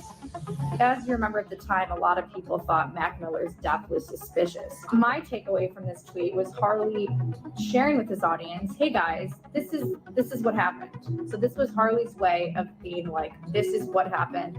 This is the truth. So what does this all mean? I don't know. Look at me. You think you're really getting your information from me? Is it possible that Harley works with tons of celebrities, and celebrities and artists are very complex individuals that do sometimes die in mysterious ways? Possibly. Unless we were actually there, no one really knows. Also, a comment that I noticed today, people were like, if Harley was such a bad guy that helped him get hospitalized in 2016, why did they still consider him a friend? We called him a friend on the Tucker Carlson interview. Why? Why does... Oh, so that begs the question, does Ye have the choice? Did Ye have the choice?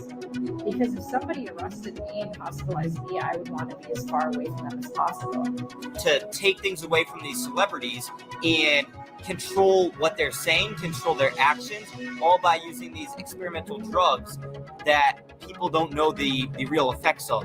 And one thing here that Kanye said in another tweet, saying that he was afraid that his children would be taken away from him, and relating back to Aaron Carter, who, again, I'd like to say rest in peace. I don't want to, it's really, really tragic what happened to him. But it could be relating to that. He passed away on a drug overdose, and right before, a couple of days before, he says, Kanye, let's talk man to man, right? And the exact people that I called out kicked my head. We found out that my trainer was a MK Ultra Canadian intelligence. He worked in the defense research and development in the Canadian military, essentially working on psyops. Exactly what I said. Harley Pasternak.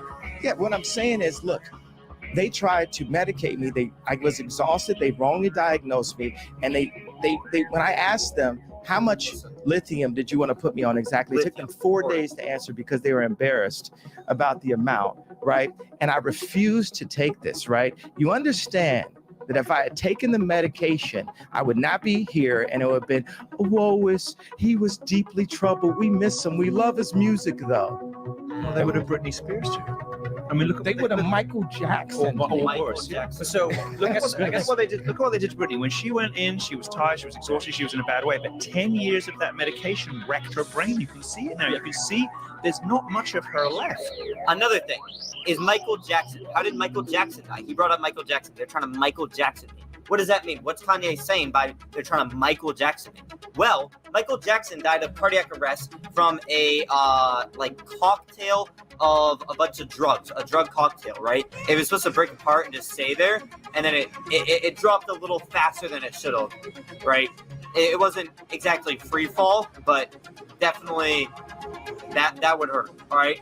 So that is what led to Michael Jackson eventually suffering from eating disorder, stress, insomnia, and then reliance on prescription medication, all because of this incident, right? So what I think here is Harley Pasternak is trying to start Kanye on this line. He's trying to call bullshit on his assessment of Michael Jackson.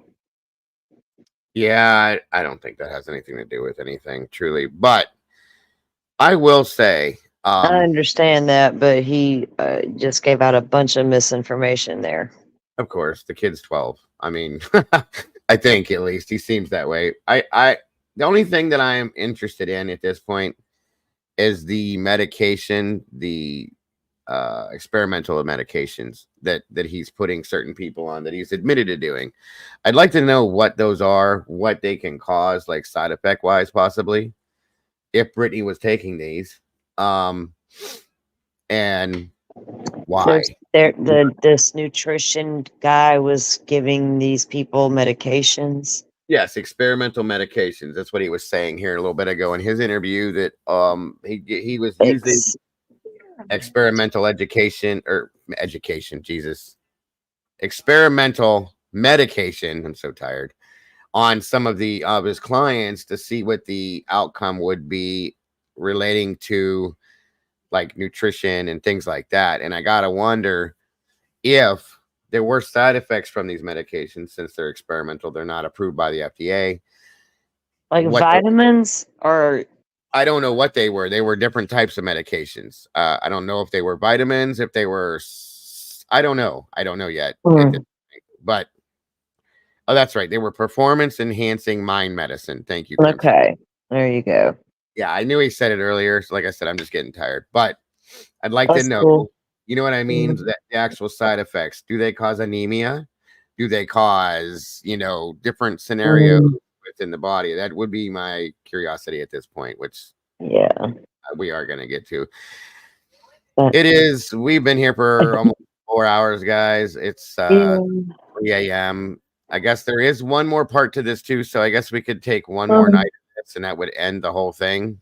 We'll finish this one up. It's almost over, and part 4 is the end of this, and it'll give us all the rest of it. So it'll probably not be. Maybe it will be tomorrow late night, since all the festivities for the day are during the day and afternoon. And if you don't see me tomorrow, it'll be the day after, of course. So I think that's going to do it for tonight. We had a long talk at the beginning of this, or we'd have been through this, which was needed. So thank you, Salty. Kimber, are you still here? Or are you sleeping, dear?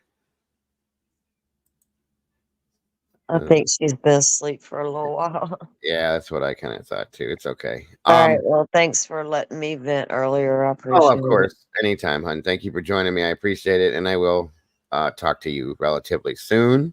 Yep. Have a good night, guys. You too. And if I don't talk to you tomorrow, have a good 4th, okay? Oh, yeah. You too. Have a good 4th, chat. Good night. Everybody else in the chat, hold on. There we go. Thank you guys for bearing with the beginning of this and all of our venting and all that and explaining and all that stuff. I love you guys. I appreciate you guys.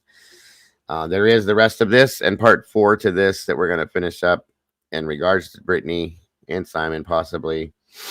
And then I'm going to continue on with things like this for a little while, possibly in the late night show, unless you guys have something more you would rather look at.